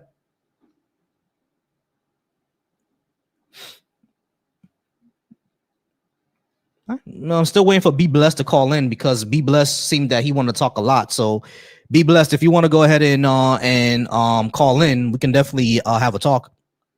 You know, I appreciate any conversation. I had a good one with River. All right, Love by Alone said, "Do you live in sin? Do you have a relationship with the divine? If not, you ignore God, mock God, and call upon Him when you need Him. He will not hear you." I thought God loved everybody. You're not in Signal. Okay, yeah, DM me. DM me then. Then I'll send you the I'll send you the link to the group chat. All right, go ahead and DM me. Yes, Love by Above. It is an all black event, so you gotta be black to be part of the cookout. All right, so Love, you can go ahead and call in too if you want. Go ahead and call in. Let me see what's going on over on the Deconstruction Junction. Oh, they asked if there's any sundown town nearby. Here, Ocoee used to be a sundown town, but now there's a whole bunch of black people in Ocoee, so it's no longer a sundown town. People really don't. This is funny because every time I talk about Florida, people really don't realize the racist history of Florida.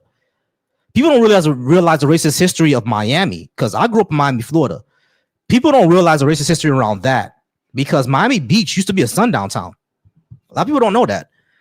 Miami Beach used to be a sundown town. So it's kind of crazy how I've always find it funny how Florida, especially Miami, promotes itself as this international diverse city and stuff like that. Miami-Dade County has a very racist history that is arguably still exists. All right. Miami is hella racist. Okay. So don't let that fool you. But yes, this is an all black event. And don't worry about, any sundown towns or anything like that, because where we are is no sundowns. The Orange County has tons of black folks. All right. Tons of Caribbean black folks, tons of American black folks. So there are soul food restaurants around. There are Caribbean restaurants around. I'm Haitian, so I'm definitely bringing out Haitian food there. If anyone has never had Haitian food, most of the people in this are African American, so a lot of y'all have not had Haitian food before. So I definitely want y'all to have some Haitian food. It'll be amazing for y'all to share my culture. Hello. How's it going? 402. You just called in. Can I get your name, age, and do you think you give me a good reason to believe in a God? I don't know if I can make you believe in a God, but I mean, my God. I mean, I think that's up to you. I think I can only just have a conversation with you. But yeah, my name's Aaron, and I'm 20 years old. Aaron, 20, and yeah, you think you could give me a good reason? All right, cool. What do you think that reason is? I mean, man, just like. I mean, if I could ask you, like, what's your reason? Like, why don't you believe in God? Did you grow up in a Christian home, or did you kind of like I guess how'd you come to this point where you're? Because I believe you're on like streaming right now or something. So yeah, so how'd you come to that point to be where you're at now? I basically went on a deconstruction journey, and to answer your first question, yeah, I did grow up in a Christian household. My dad is an old school Haitian Pentecostal pastor. You know what I mean? So yeah, I did grow up in that, but I went through a phase of deconstruction where I wanted to know, or I wanted to have evidence for my beliefs. right? Because I was always a curious kid. I always believed things that have evidence behind it, but this was the one area of my life where I didn't require evidence, so I thought that was a mistake. And not only that, my philosophy teacher, he actually asked me a question I was never asked before, or pointed out to me something that I never noticed, where he told me that I know what you believe, but you haven't told me why you believe it. So I went through that journey, and I reached two conclusions. Can I believe something with no actual evidence that is true? And the answer to that was no. And I'll also ask myself another honest question: can I believe something, or is this necessary for me to have a good moral foundation, to live a good life, to be a good person, to have purpose, to have drive, etc., etc.? Do I need to believe this? And the answer was also no. So because those two answers was no, I felt that believing this was useless or unnecessary, so I just stopped believing it. Sure. Yeah, sorry, just one more time. Could you reiterate that first question that was posed to you? Basically, my professor told me, I know what you believe, but you haven't told me why you believe it. That's right. Yeah, man. Okay. Well, first of all, before I even start talking, I don't think I have all the answers. I don't even know if I could lean your percentage towards Christ any more than it was before. And I could also I'm a man. I'm a sinful man, and I'm not perfect, and I could probably make a few mistakes in this phone call. And also I'm not trying to change your mind. It'd be awesome if I could, but honestly, I don't think I have that wisdom or just that experience to change your mind. So one thing too that I just think about when I think about Christ and being Christian. I think a big part of it is well, two things I guess I want to say here. One is part of that faith and part of stepping out and following Jesus is faith. Is the faith of I haven't seen you. I physically have not seen this God that I read about in the Bible. Physically have not heard his voice audibly, but I still have faith in you, that you exist. And also I do think that and I hear this too. I haven't thought about it too much, but I hear that people will say if what, and I think I heard this in my philosophy class, but it's what do you lose if you follow this God and you fully give your life to him? Then you die and then you go to heaven. But if you don't, you reject that, well, then you would die and go to hell. Either way, you're either going to be a morally good person or a morally bad person. Yeah, sure. Now you said that you heard this in a philosophy class. Then they also tell you about Pascal's wager. One more time, about what? Pascal's wager. No, probably cannot recall that right now. Yeah, because that's what you just kind of gave. You just gave Pascal's wager. The problem is that your religion is not the only one that exists. So even if you're a good person according to your religion, according to Islam or according to Hinduism or according to Shintoism or according to Zoroastrianism, you can still be a bad person. And if any of those gods exist, you're still going to hell. So that's what Pascal's wager is. It's that's a good point. That's a good point. Yeah. It only brings one religion into consideration when there are others. I see. Yeah, I guess I didn't think about it that far. I guess why do you think we have a choice to if there is if you believe that there is a God or if there's not, why do you think there's a choice to decide to follow him, to decide to actually be obedient, or just to even entertain a relationship with this God? Why do you think there's a choice to have that? I guess the free will question. Why do we have that choice? I'm not really sure how to answer that. I mean, I could probably explain why. As far as we're able to ascertain, why does religion exist? But why do we have that choice? It's basically something that humans came up with, as far as I can see. We realize that forcing people to follow things is not a very good idea, because they're gonna fight against it, right? For sure, I agree. Because they're always gonna fight against it. All theocracies fail at the end of the day. So, well, probably it's the modern ones like Saudi Arabia, but that's only because of oil. Sure. But yeah, so that's really the reason, right? We're at a point of history where forcing people to believe something is not a good idea. We understand that's that will work out well. You know what I'm saying? But why religion exists is because it's heavily tied to your cultural surroundings. And not only that, the way that humans evolved to understand agency, right? Because when we were out in the wild, if we didn't understand that a saber-toothed tiger is something that can kill you, those people died, right? So we all kind of grew up to understand what agency is, and because we grew up to understand that, we now give agency to everything. Like if you look at most ancient religions, all of their gods are basically personifications of like everything else that we see. Like you see how ancient Greeks, right? If you look at things like Zeus and Aphrodite, those are good examples. They're personifications of like the sky, the sun, love, oceans. That's Poseidon. He's a personification of the ocean. They're all just personifications of things that we see because we gave them agency. You see what I'm saying? So like that's really what where all that comes from, as far as we can tell through anthropology, essentially. Yeah, and then like I mean, first of all, like I love your curiosity and like your will to find explainable solutions to stuff. Okay, so this is something that I remember recalling when I was a lot younger. I did go to a Christian school, and like I don't know, I just want to hear your thoughts because I haven't asked someone that I don't know, like if you're atheist or just agnostic or whatever you want to claim or whatever. But like my understanding is that like there's a lot of evidence that things that happen in the Bible did happen, and there is a lot of evidence towards like the Christian faith.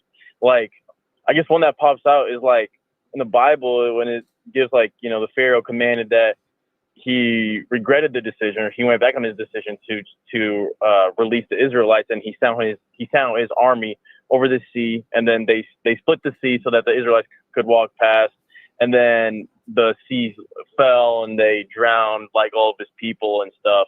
And then like we can look and we can see that there are chariots, there are spears, there are archaeological evidence that did happen. And I think there's like another one where like thunder hit a certain part of like a beach and stuff. So I guess like how do you interpret stuff like that? Well, I guess one, like, are you aware that there is some archaeological findings that could point to certain things that did happen in the Bible? Then how would you interpret that? The fact that those are not true. Like those have been looked at before, as a matter of fact. And like archaeologists from Egypt, they come out with this every single year and say, no, we did not find chariots in the Dead Sea. You know, I mean, they keep saying this, but folks keep believing it. Same thing with the whole lightning thing. They keep saying that, no, this is not from the Bible, this is something else. And people keep saying that, no, it's from the Bible. They say it every single year, like, no, this is wrong, this is not true. You know what I mean? So what I say about the Bible, what I always say about the Bible is that I see it a lot as historical fiction, because it does mention real places. It does mention some real people, like David was a real person, right? We see that in archaeological record as far as this really goes. Jesus was a real person, and like you can correct me if I'm wrong, because it seems that you're more historically inclined than I am. But I'm pretty sure like there's more evidence that Jesus existed than there is that Julius Caesar existed. Not really, because we have Julius Caesar's own writings. They survive today, but like the evidence that Jesus existed is tertiary. Like basically we have a writing from someone else that talks about it. You know what I'm saying? The best one is Tacitus, because Tacitus actually was, I think he was a historian, and he was rewriting what the Romans wrote. So what he does is not the original Roman writings, but he's a copier of writing. He was a scribe, like writing what they wrote. And in his annals, he wrote about Jesus' crucifixion. So because of that, that must have meant that the Romans wrote about it too. You know what I'm saying? So if the Romans wrote about it, then that must have been like, and they were record keepers. That must have been this event actually happened. That's what historians reconstructed. You see what I'm saying? But when it comes to Julius Caesar, like we have his writings, his coinage around him. We have other foreign people like from Egypt and Persia also referencing Julius Caesar. That's how we know about him. But Jesus existing is not a problem for me. I understand he existed. It's more of the divinity, the superpowers thing. That's right. Yeah, that would obviously be like the problem. That obviously. Okay, I guess, man. So I guess like honestly, like I don't really know what to say because I haven't really reached that point in my walk where I feel as much of a need to get into the apologetics and stuff. But I just want to keep asking you, like, and like this is not coming out of place out of like hate or like I'm trying to dog on you at all. Don't take it that way. But like, what's the point for you to like do this stuff where you're, you know, like asking people like try to convince me to believe in your God, or like in all of this search and all of this stemming from, you know, your professor to your history, like, and all this point to like this time and who you are in your life right now. Like, what are you trying to get out of this? Gotcha. I always give 3 reasons. The first reason is it's kind of vain. I just find debating fun, to tell you the truth. Like it's just a fun thing to do. So it's kind of a vain thing. It's kind of my hobby. You know what I mean, I'm and trust me, I know I gotta get better ones. I gotta get better hobbies. I understand you. I gotta get better hobbies instead of debating people. But that's one thing. I just kind of find it fun. But the second thing that are more important is in my journey to deconstruction, what I started seeing is that there's not a lot of people who look like me who actually talk about this type of stuff. You know what I mean? People. What do you mean by that? I'm black. So people kind of assume that if you're a black person, you're going to be some sort of Christian or Muslim. You see what I'm saying? And when I was deconstructing, I didn't see a lot of people who look like me that talked about it from my point of view, because the way that we deconstruct may be a little different than the way that someone from another culture deconstructs. You see what I'm saying? So it's because the church, the church and Christianity is so tied with black culture globally. You see what I'm saying? Which is the third thing, reason why I do that, is to normalize my position, because you'll be surprised how many people out there when it comes to my community, who, if you tell them that you do not believe, they think something is wrong with you. Either either you have either you've been traumatized, or you are you have like psychotic behaviors, or you're mentally unwell. You see what I'm saying? So because of that, I want to actually normalize or be visible to people who are not only deconstructing, but also the people who are within still the church culture, and understand that we're just normal people. There's nothing wrong with us. You see what I'm saying? So that's why I would do it, because it has like social societal effects. So I do that to kind of normalize it. Does all that make sense? Yeah. I'm like in principle, like again, like our disagreement is also that like I believe in Jesus and I believe that he was real, but like inherently what you're doing doesn't sound like a bad thing to do when it comes to, you know, presenting a unrepresented population group. So like, inherently, I think that's good. Obviously, I don't think that. I don't know. Like I mean, like I think like when I think of people like you that are, you know, that have deconstructed their faith and that are now like, you know, take the debating as a hobby.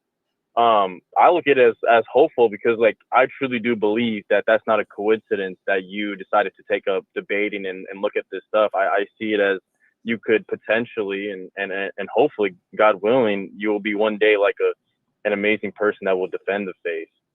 Obviously that's not up to me, that's up to you know, God's grace. Yeah, that's what my sister always says. But we'll see that happens. It's usually quick. So like family. So like your family. Tell me. Okay, so you said your dad was a what was Pentecostal preacher. Okay, Pentecostal meaning what? That was his, like, that's the denomination. The denomination was the denomination is New Jerusalem Church of God in Christ. So they're Pentecostals. See, man, like I hear all of that, and I'm like, because like my brother, he became a Catholic, and our family's not Catholic. We're just Christian, and I just see it as like less of a religion, more of a relationship. I think at the end of the day, like if you're preaching a personal relationship with Jesus Christ, you can find that. And I think once we get to all this like different denominations, it gets really blurry, and it's like, you know, like come on, like what are we doing? So how many siblings do you have? Are parents together? Or then, because you said that your sister is kind of praying for you, hopeful for you. Yeah. Both my sisters, actually. I have 2 older sisters. Okay. I have one younger one that we adopted because my uncle passed away. So we adopted his he passed away. So we adopted his daughter because she was over in Haiti and her mother couldn't take care of her because she was destitute. Yeah, she was destitute. Her mother couldn't take care of her because she has I think her mother is schizophrenic, and but she's not my little sister is not. She's not schizophrenic. But I think you know, over in Haiti, it's a third world country, so people who are schizophrenic or have those issues, they don't have a lot of resources for them, or none at all. Yeah, I mean, so when we understood that, we got to take her out of there. So we took her, and we adopted her. So I have 2 older sisters, 1 younger one that we adopted, and my parents, and my nephew as well. They're all still in the church. They all Christian, et cetera, et cetera. And like they're all like very active, and they're trying to like. Would you say that they're trying to like further on their faith and like their relationship with Jesus? I know the eldest one, she's married. She goes to she's married and he's African American, so she goes to his church. He's a Methodist. And my elder sister, and the one before me, she's in Howard right now. She goes to Howard University. They're usually Baptist up there because Black people are usually either Baptist or Church of God in Christ. So she goes to that church, but they all kind of just view themselves as Christian. They're all kind of still furthering it. Yeah, they all still do that. So I guess like, what is your how does your family talk to you? Like, how do they keep a relationship with you? That's the same thing, you know what I mean? They always, whenever if I'm going through something, they always tell me, you know, God will take you through it, read this verse, et cetera, et cetera. It's all still normal, you know what I mean? Because I'm not one of those atheists who would say, you know, don't talk to me about this, that, and the third. I know that the way you want to help me is the way you know how. If I'm with a Muslim person, the way that they're going to give me advice to help me is going to be through the Quran. You know what I'm saying? So it's like, I'm not going to fight you on it. Like, I used to go through that phase of being an angry atheist, but I'm like, why would I do that? Person trying to help me out. I shouldn't be mad at them for that, you know? So you are atheist. Like, you don't believe in any God or any higher power. Right. I don't believe in any God or higher power, but I'm not anti-theist. I'm not one of those people that say that, you know, Christianity, Islam, Hinduism, Taoism, they need to be made illegal and stuff like that. I'm not that, or that these are the bane of society, you know? I think it takes like, and this is just like me going out on a limb, I think it takes more faith to believe in that there's no God than to believe that there is a God. So I think what you're doing takes way more faith than what I'm doing. Well, the thing is, what I'm doing is not based on faith. This is like you're telling me that this thing exists, and I'm just saying I don't believe you. That's not really a faith-based thing. Like, for example, if I were to tell you that I had $10 billion in the Bahamas, quit your job and follow me there, are you gonna believe me? Yeah, I get you. I get you, but then I guess like I would pose like you're living in such a way where you're basically betting on that there is no higher thing at the end of your race, at the end of your life.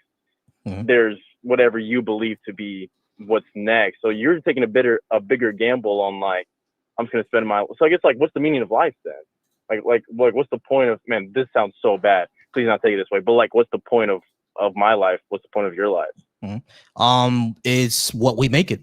The point of my life is whatever I decide to be. I'm studying to be a counselor, right? A mental health counselor, because I'm from a community that doesn't have a lot of resources for that. Not a lot of us seek counseling. A lot of us seek mental health. You know what I'm saying? So since because I'm part of that community, what I would like to do is to be that guide, to be that person that's going to help my community out. So that's the purpose of my life. It's what we decide. You see what I'm saying? And when it comes to the gamble, it's kind of, you know, Pascal's wager again. You see what I mean? Okay. What do you mean by that? No, remember Pascal's wager when I said that. Okay. Got you. Yes. Okay. Yeah, I got you. Okay. Dang, dude. So like, is your goal to be a good person? What do you think makes a good person? Yeah, I would say what makes a good person is uplifting human well-being as much as possible, trying to decrease suffering as most as possible, being someone who believes in equality, believes in equality and integrity, honesty. You know what I'm saying? Be people who believe in those type of things and want to spread it across the world. I think generally that makes a good person. I can't give you a specific example now, but generally, if I'm betting we go down the line, we can talk about it more. But generally, I think that would make a good person. I mean, like, that sounds nice, but that leaves it up to like subjective. You know, like that gets pretty subjective. Though, I feel like that's my problem with it. It can get pretty subjective, but the results of it can be objective. Like if I'm a person that believes in equality, if I have human empathy, if I think that objective consequences matter a lot, I'm not going to be the type of person that says that we should chop off the hand of a kid who stole a coconut from a store, because that breaks all of human well-being. That breaks all of equality. You know what I mean? And like if I were to say that, most people in our times will view me as a psychopath. You see what I'm saying? So like the consequences of what I'm trying to do are pretty much objective. You see what I mean? Yeah. I mean, yeah, man, that's cool. Yeah, I mean, to be honest, like, yeah, I mean, I'm pretty young in my faith, and I don't know how far I can really take all apologetics. And I feel like your time is probably better use if someone else smarter than me who knows the scripture probably better than me is used. But dude, like, I just want to give you some encouragement, man, because it seems like you have an amazing heart. Like you do have a good heart, and it seems that. Oh man, my car just got hit by a shopping cart. Sorry. Ah, damn. Yeah. Go ahead. Go ahead and take care of that, bro. It's all good. We got to move on anyway. No, you're good. But dude, like, man, like, I honestly, like, I think that, you know, like the scripture does say that everyone will question spirituality. Everyone has that written on their heart. I think that's, you know, kind of what's like you've been going through. Again, I'm just assuming here, and dude, like, I'm hopeful, and like I'll definitely pray for you and your family. Like, I hope that becomes real to you. Again, I know that might sound not like the best thing to you, because that might not. I guess that might you might take that as basically worthless if, you know, has no meaning if you don't believe that God is real. But yeah, dude, I would encourage you to continue to be curious, and continue to research and most importantly, like, have an open heart, dude. Have an open heart, and like, do you pray at all, or is that kind of out of your life? That's out of my life. I don't pray at all. But I do got to go ahead and get out of here, Michael. But I do appreciate you for calling in, and we'll definitely talk again. No problem. Hopefully. Yeah, dude. Hey, I got this number, so maybe expect a call from me, maybe next year or maybe next week. Yeah, have a good one, bro. You too. All right, guys. So as I can see, I can always have a polite discussion. I have no problem doing that. All right. Hey, Darby Dragons over on my TikTok. Please stop the trolling, or Libra will block you. All the questions of am I in a Stockholm syndrome, or if I have mental problems, stop doing that. All right. We're not here to dehumanize anybody. All right. George, you are likely going to be my last person because I've been on for 2 hours and 15 minutes. So you're likely going to be my last person. And George, I do appreciate you for being patient with me. Thank you so much. You could have dropped a long time ago, but the fact that you were patient is something I really appreciate. Thank you so much. All right, George. All right, George, are you at least 18? And do you think you give us a good reason to believe in a God? Yes. Specifically, like the guys from the King James Bible. No other Bible. I believe other Bibles are obviously of the devil. I am a Puritan, so I would say I have a very distinct version of a God than others. But what I consider you of, Jesus Christ, the Father of all creation. What I consider Jesus Christ the Father of all creation? No. No, like would you consider if I gave a substantial reasoning and evidence on why you should believe him compared to other gods, or they even consider him, Yeah. Would you mind giving me 1 second? I'm sorry about that. 1 second.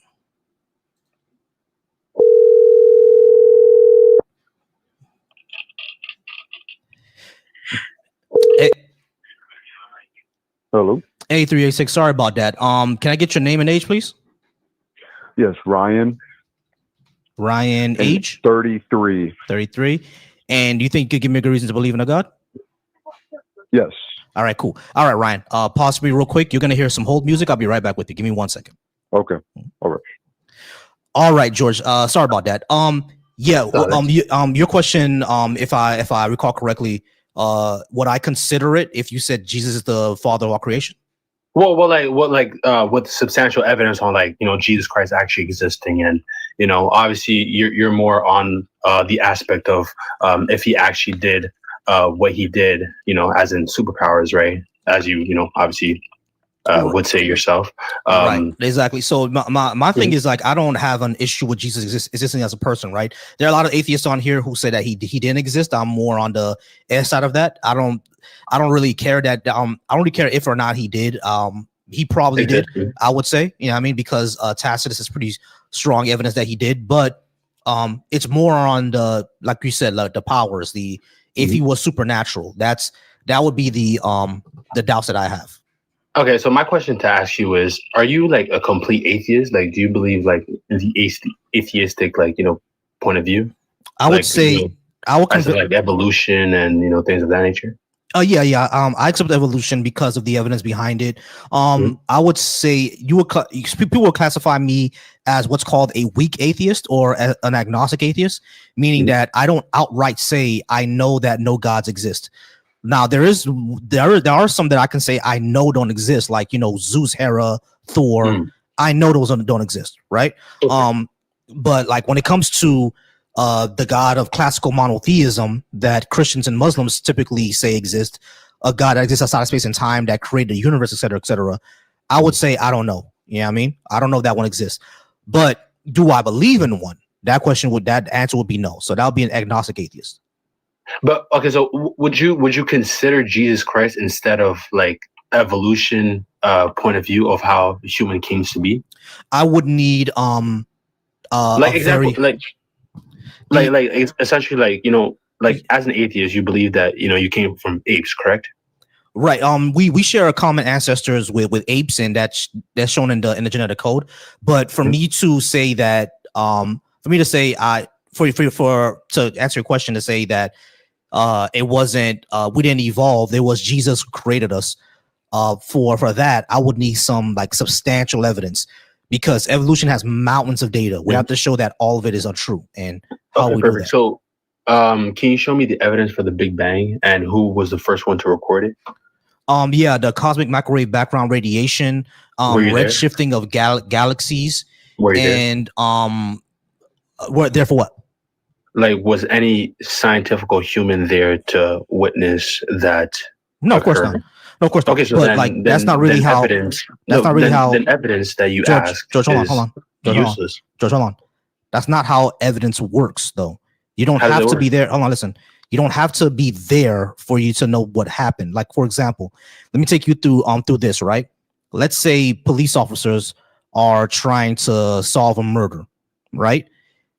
And they go into the house and they see footprints, right? Not only do they see footprints, they also see blood on a knife. And when they look at the blood on the knife, they see fingerprints on that knife. And not only do you see when they go to the person who the fingerprints belong to, he has scratches and blood on the victim on him. The police weren't there to see the murder, but who did the murder? So my question would ask you also, with that same logic, is what mind would bring forth a sun that would essentially be placed at the perfect spot that we don't all burn, but we essentially get to enjoy it? There's a big problem with your question. You're assuming that the sun was placed there by a deliberate agent, and you have no evidence that that's true. But you have no evidence that there wasn't a deliberate agent. We don't have any evidence that there wasn't, but that doesn't mean that we should assume that there was. You would have to actually show that there was. Why should I assume that there wasn't? Why? That's Pascal wager right there. Right. Why should I assume, in your point of view, that there wasn't? And in my I'm not saying it's like, hold on, George. I'm not saying you have to have a mind. I'm not saying, hold on, George. I'm not saying that you have to assume that there wasn't. What I'm saying is that if you're going to place a claim, if you're going to say that it was a mind that put this there, you will need evidence that being the case. And the evidence that we have right now just shows a natural process, like everything else in our universe. Okay, perfect. So naturally speaking, does everything expand? No. You said no? No, everything doesn't expand. Okay, so the Big Bang, did it expand or did it shrink? The Big Bang was an expansion of space-time. Okay, perfect. So being that it expanded, it had a center point, correct? Not necessarily, because the Big Bang was everywhere. Sir, what is P to you? Like, do you know that gravity uses P, right? I don't know what you mean by that. What do you mean gravity uses P? There's, for every single expansion, there is a center point. Like, it's impossible to tell me that there's no center point. There was no center point to the Big Bang. The Big Bang was everywhere. I know that sounds center point to a Big Bang. George, I know that sounds counterintuitive, but that's what the physics is. I know. Hold on, listen. I know that sounds counterintuitive, but this is how physicists would explain it. The Big Bang didn't have a point. It was everywhere. Repeat that? Okay. The Big Bang didn't have a certain center point. It was everywhere. I know that sounds crazy, But that like makes no that's sense. I know it doesn't. I know the way that it sounds. Hold on, George, listen to what I'm saying to you. I know the way that I'm explaining it and the way that it sounds, it doesn't make sense. But that's how physics explains it. There was no center point. So basically, it was you need everywhere. faith. So you need faith to believe that it wasn't essentially a center point bang. That's not faith. That's that's what the math shows. Because what you need to understand, what you need to understand is that when it comes to the Big Bang, right? The universe expanded from a hot dense state. When we say hot dense state, that's basically a euphemism for we have no idea what the hell this is, because our physics, our understanding of physics, chemistry, astrophysics, all of that, it breaks down at that point. Like our math can't really explain what's going on. So people usually say singularity or hot dense state. And when we ask them where the singularity was, they'll tell you it was everywhere. Like we can't our language hold on, George, hold on. Mm-hmm. Our language for physics at this point cannot explain what the singularity is. We just can't. So it's one of those things where you ask us where it was or where it came from, they'll tell you we don't know. I don't know. So essentially, it requires faith for you to even believe in it. No, it doesn't. We have evidence of the Big Bang, that the Big Bang happened. We're just saying that I don't know what the hot dense state. Hold on, George, this is what I'm saying too. We have evidence that the Big Bang happened, cosmic microwave background radiation, redshifting of galaxies, et cetera, et cetera. So we have evidence that something happened, right? But the hot dense state or why it happened, we don't know. You know what I'm saying? So it's not faith. It's just that at that point of the singularity, our physics can't explain it. So we don't know what that is. It is something. We just don't know what it is. When you say hot, dense state, perfect. Those words itself, does it require a mind to project those scientists to obviously interpret it in that way? What do you mean? Well, essentially, like I believe that the universe obviously had a mind that obviously brought forth words into existence, such as obviously the word universe or Big Bang, such things of that nature. Cool. But how do you prove that? Cool. How do you prove that? Well, that's what I'm saying. Like, can I show you how Jesus Christ is that living proof that the word was manifested in the flesh, and that he, by the power of his speech, and can obviously bring forth such unnatural things. Are you saying that the word universe comes from Jesus? Yeah, he's the creator of all words. But words existed before Jesus. No, Jesus is the word. That's the whole point. But I'm saying when Jesus came on this planet, there were already words. I believe that Jesus was before the world was. I understand you believe that Jesus was before the world was. How do you actually prove that? How do I prove that? By showing and demonstrating, his divine words throughout the universe, such as So I can define Jesus' words on the moon. You can. Cool. Wait, you can find Jesus' words on the moon. What do I do to find Jesus' words on the moon? No, sir. I believe that Jesus is the word. Meaning he's the first word. Right. I'm asking how do you prove that? Words. Right. So when I ask how do you prove that? To me the Big Bang. Hold on. Wait, George. When I ask you to prove to me that that Jesus created all words or was before the world, you said that his words are throughout all the entire universe. Great. Can I find Jesus' words on the moon? Yeah, you can find it on the moon. Cool. What do I do? The word of God is higher than the heavens, deeper than hell, and broader than the sea. I don't need you to preach to me. I'm asking you, how do I actually do that? How do I actually find Jesus' words on the moon? What do you mean? How do you create?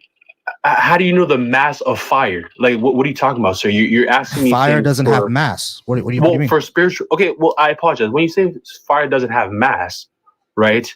And yet, it is still placed. Fire has temperature. It doesn't have mass. It has temperature. How do you know it doesn't have mass? You never held it. You don't even because you can't hold fire. It even came to be. But you don't even know how it came to be. Fire comes to be through a series of is an emergent property of heat and fuel sources, et cetera, Like fire is an emergent property. It's different things that come together to create a new thing. So basically, it's immaterial. No, fire is material. It's just emergent. How is it not mass? It just doesn't have mass. Yeah, there are things that that exist that don't have mass. The wind doesn't have mass. Does air have mass? Oxygen has mass. Air doesn't. Okay, well, then what the fuck are we talking about? How does it? Fire doesn't have mass. Fire doesn't have mass. That makes no jack living sense. You just said that air has mass, but fire doesn't have mass. Said oxygen has. I said oxygen has mass, not air. Okay, well, what do you think it's about? Okay, does it actually? Ignite? I might be does wrong. The fire ignite? Actually, I might be wrong. Let me see. Yeah, I was wrong. Fire has mass. I was okay. Wrong. Thank you. Yeah, fire has mass. I was wrong. Yeah, okay. My bad. Okay, so sorry, y'all. I was wrong about that. Fire has mass. My bad. Okay, it's all good. It's all good. At least you recognize it. Like, there's some certain people that just, would just, basically. Yeah. I was wrong about that. I was assuming something else. Yeah, fire has mass. My bad, y'all. Sorry about that. Okay, perfect. So, being that fire has mass, right? Mm-hmm. How is he even? How is he like? I'm just trying to like figure out as a theist, because you said you were like a complete atheist, but just like borderline theist. Like, what would make you believe that essentially nothing placed something so great such as the sun? That's not what I believe. Then how do you believe that the sun came to be? Through an accretion disk of gas and dust particles. Yeah, but how do you know those words? Like, how do you know where those words came to be? What do you mean? How do you know where the words came to be? Like the accretion disk is not words, right? It's like But you just said a word. You said accretion disk. Right. So those words are things that humans made up so for us to communicate and understand each other. Like, what are we talking about? Okay, when you say humans made up, right? You create a premise that humans are the ones that essentially have intelligence to begin with, right? Yes. But okay, but you believe that we came from apes, correct? No, we have ancestry with apes. Okay, where do we start off? We started off with probably a shrew-like animal, and what's a shrew-like animal? Like, I'm not sure if you've seen a shrew. You haven't seen a shrew before? What's that? A shrew is like it's basically like a you've seen rats before, right? Rats and mice. Okay, so we were basically kind of what a shrew is. Okay, so would you say that it takes more faith to believe that we came from rats than just straight off the bat human beings? No, because we actually have evidence. Okay, so so perfect. Can you show me any experiment or any critical data from a period of time where we come from a rat? Yeah, sure. You want to see the fossil record? Yeah, no, I want to see a live recorded record of how we essentially forgot our tail. We still have tails. Sir, I apologize. Do you believe that you have a rat tail? We don't have a rat tail. We still have tails. Okay. So my question to you is, would you say that you're part of a cult if you believe that? No. You're basically an animal. No, we are animals. Humans are animals. Whoa, okay. Now you believe that we're actual animals? Humans are animals, yes. Okay. What is the definition of an animal? Do you know? You can define it because I actually don't. Yeah, an animal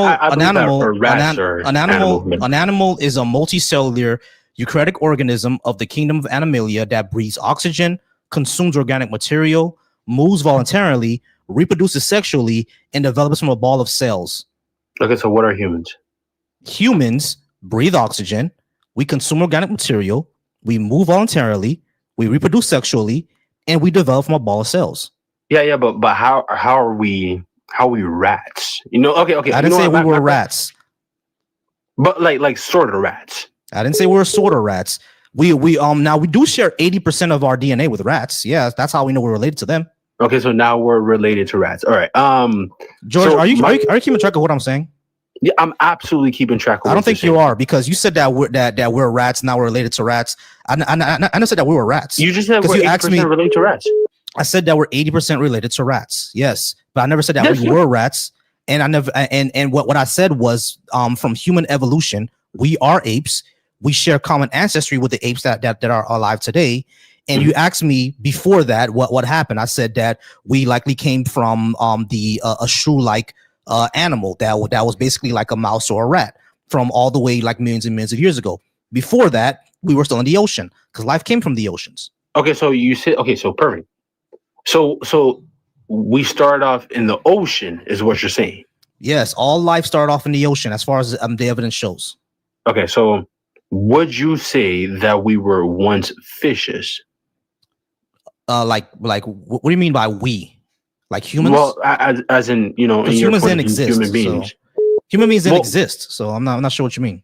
Well, I mean, in my point of view, human beings existed, but as human beings. But in your point of view, we obviously had to evolve. Can you explain to me why we share DNA with the other apes? Well, because there's just some similarities. That's it. We so there's no relation with us and the other apes, even though we share DNA and we share the same only that we the have the same breath genes. of life. So how do you explain chromosome 2? I don't believe that we have the same chromosome as apes. We do. Sir, do you believe that an ape can speak English? That's not what I said. That's not determined by chromosomes either. Then what are you trying to like define? I said, how do you explain chromosome 2? Because you understand that we have chromosomes and apes have chromosomes. Hold on, George, listen. We have chromosomes, apes have chromosomes. The second chromosome in humans and in chimpanzees are fused. That's how we're able to prove that we're related. Okay, what about because the first one? we're the only animals in the world that have that. Humans and chimpanzees are the only animal on the entire planet that have chromosome 2 fused. The only one. How do you explain that if we're not related? Well, sir, I can say that us and monkeys, we have teeth. I said apes. I can show you similarities, but we're not the same species. I didn't say anything about similarities. I said the chromosome 2 is fused in both organisms. How do you explain that without relation? I can only explain that by just a slight similarity. That's it. By what? It doesn't a slight similarity, but it doesn't. That's not a slight similarity. That's literally the same exact chromosome. Okay, but sir, can they speak English? Is my question. That's irrelevant. How's that not chromosomes and language are not the same subject. They're not the same thing. Okay, but would you say that ours is like much higher and much more aware and not animalistic like theirs? What do you mean by that? Like as in we can actually communicate multiple languages. So can they? No, they say ooh, ooh, ah, ah, you know what I'm saying? But like we actually speak English and George, Chinese and things Hey like George, is sign a language? that. Yeah, you can have signs. Yeah, signing is a language, right? Yeah, okay, but I understand. And guess what chimpanzees can do? Guess what gorillas can do? Yeah, they can learn sign language, and not just American Sign Language. They've actually learned other sign languages from other countries, because American Sign Language is just American Sign Language. There's also Chinese Sign Language, French Sign Language, and guess what gorillas can do in those areas? They can learn their sign language. So are you saying that they should basically have the First Amendment? What should gorillas have the First Amendment? Yeah, the apes, basically. I mean, they're long distance cousins at this point. I mean, so why shouldn't they have the First Amendment? They live in a completely different environment. They don't live in human society, I'm so very that won't apply. George, stop. That wouldn't apply because they don't live in our society. What are you saying? But they do. It's called zoos. Yeah, I think zoos are immoral. Okay, so you believe? Okay, you know what? I respect you. Because I was about to say, like, some hypocrites, atheists would say that zoos are like completely fine. But okay, so my question to you is, being that it's so immoral, would you still say, why is it so immoral? Is it because that they should have the First Amendment? No, it's immoral because we're keeping sentient creatures in confinement for our entertainment. We've all shown like the negative effects of seaquariums, of zoos, of all of that, right? Now, of course, I know that my children or my little sister and my nephew, they want to go to zoos. So yes, I've taken them to zoos. But do I like that zoos exist? No. Okay, but would you fight for freedom for those type of animals? I think I think we should not have zoos anymore. We should get to a point in society where we don't need zoos, where we can just let them live in the wild and they'll be fine. Okay, but would you say that? Okay, how do you feel about doctors that test on apes? Okay, would you hold more value on I hold more values to humans than I do to apes? Yes, because I'm biased. Okay, so Ben, being that you're biased, you're recognizing we're two different species.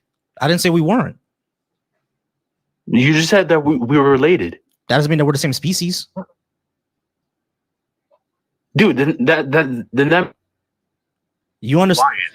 No. You understand that a lion and a tiger are related, but they're not the same species, right? They are the same species. They're No, a they're bunch not. of cats. Lions and How are they not a bunch tigers of are cats? not the same species, my friend. Are they a bunch of cats? That's not a species. What other species of okay? What Do you are think? they? Do you other than think? Do you cats? think a pigeon and a penguin are the same species? They're both birds. Yeah. That's not a species. Okay. What's your That's a definition of family. species? Okay. Okay. So a specific species of. Okay, so you just call it family. You just call them family. Yeah. Well, yeah. Family. There's species, genus, family, order, class, Okay, so that's a phylum, species. kingdom, domain, and then life.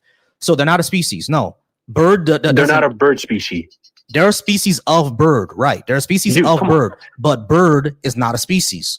I think bird is a class, actually.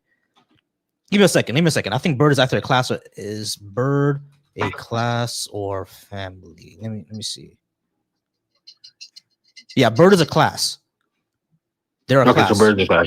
Yeah, bird is a class. So at the bottom is species. Above that is genus, then family, then order, then class, then phylum. Okay, then what kingdom. class would we be in? Will we be in the human class or We're in the human the species. ape class? We're in the human species. Our class. Let me see. Why can't humans have a class to themselves? Is my question to you. As Humans are in mammalia. We're mammals. We're in the mammal class. We're mammalia.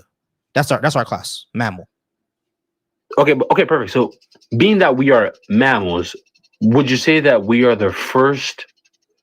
Would you say that as mammals we were humans first and not apes, or mammals but apes turning into a human? I don't think you understand these classifications. We're not the only mammals. You understand that, right?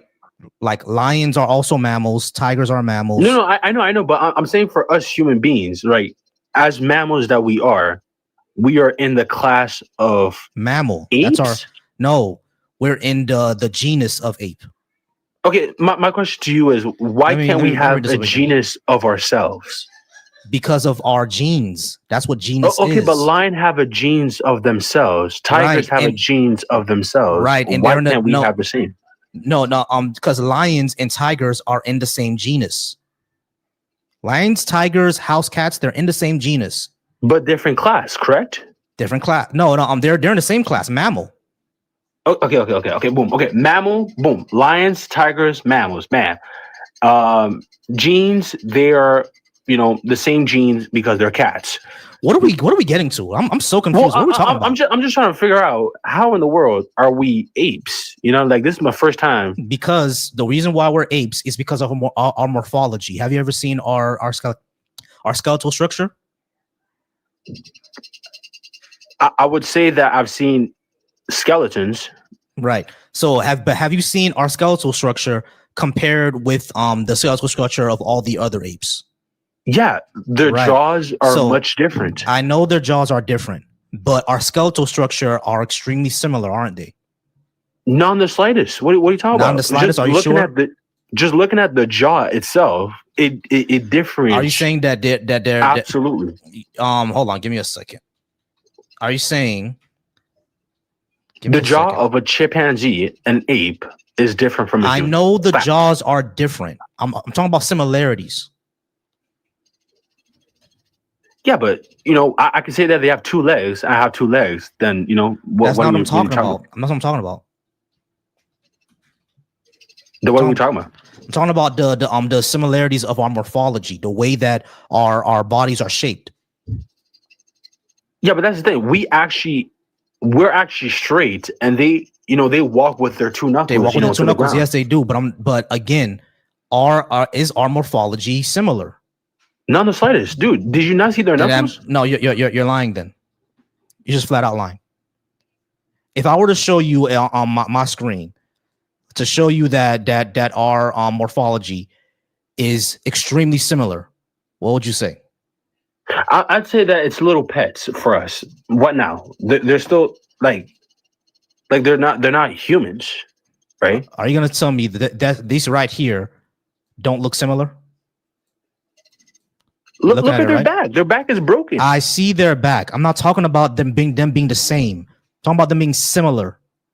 Yeah, I don't negate the fact that congratulations, it looks a bit similar. There you except go. for their jaws. So so the question that you asked me is what makes us apes? That's one of them. Our morphology. That's it? No, that's just one of them. Okay, but what about the mind? What about the mind specifically? I'm looking specifically at the mind. What about the mind? What about it? Okay, why are we as apes, as you claim, able to speak languages and them our vocal cords? Yeah, but that's the thing. Till this day, right? The actual they the never OG developed those apes. vocal cords. Yeah, we developed those vocal cords because of our environment.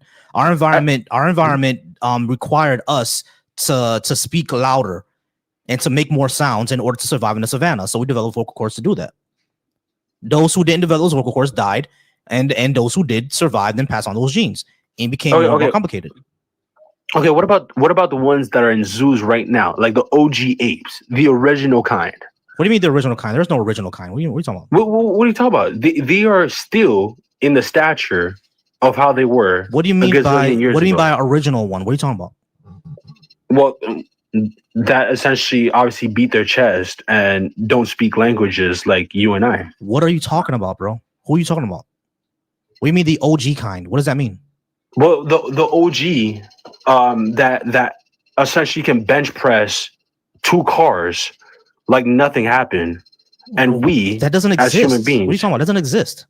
Gorillas can literally bench press. Oh, you're talking about 2 gorillas? vehicles. Yeah, I'm talking about obviously gorillas. Gorillas are not the original ape. What do you mean? You understand that us and gorillas evolved at the same time, right? We're related to gorillas. We share 98% of our DNA with gorillas. You say that we're related to gorillas now. Yes, we're related to all the great apes. That picture I just showed you, those are all the apes that we're related to. We're related to gorillas, chimpanzees, orangutans, bonobos, and gibbons. Okay, if you don't mind me asking, sir, would you say that? Do you watch anime? Yeah. Okay. All right.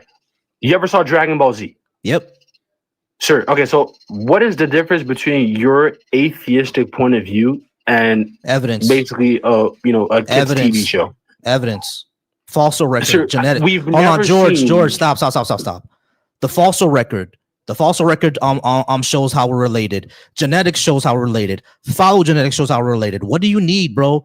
We have mountains of data on this. Are you saying that paleontologists are just lying? This is stupid. Yes, absolutely. All right, bro. Well, I mean, why not? Why would they? All right, bro. It's a waste of time, man. Just a waste of fucking time. All right, 386, you're going to be my last caller. All right, y'all, I'm going to go ahead and shut off the call line. 386 is my last person. Grand Regent Thrag, come by till tomorrow, okay? Because I'm not taking any more calls. I'm gonna go ahead and talk to 386 right now. I did get his name, Ryan33. All right, Ryan33, you're gonna be my last person. How you doing tonight? And what do you think a good reason is for me to believe in a God?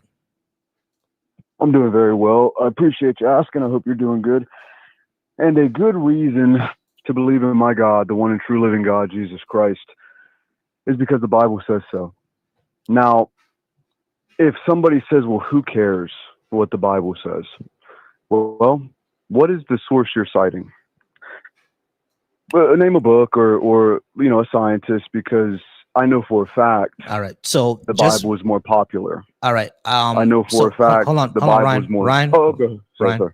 Good. The Bible says so doesn't give me any reason to do anything, because the Bible also said I can sell my daughter, and I'm not going to do that. So the Bible says you're so. A Canaanite, that's in Leviticus.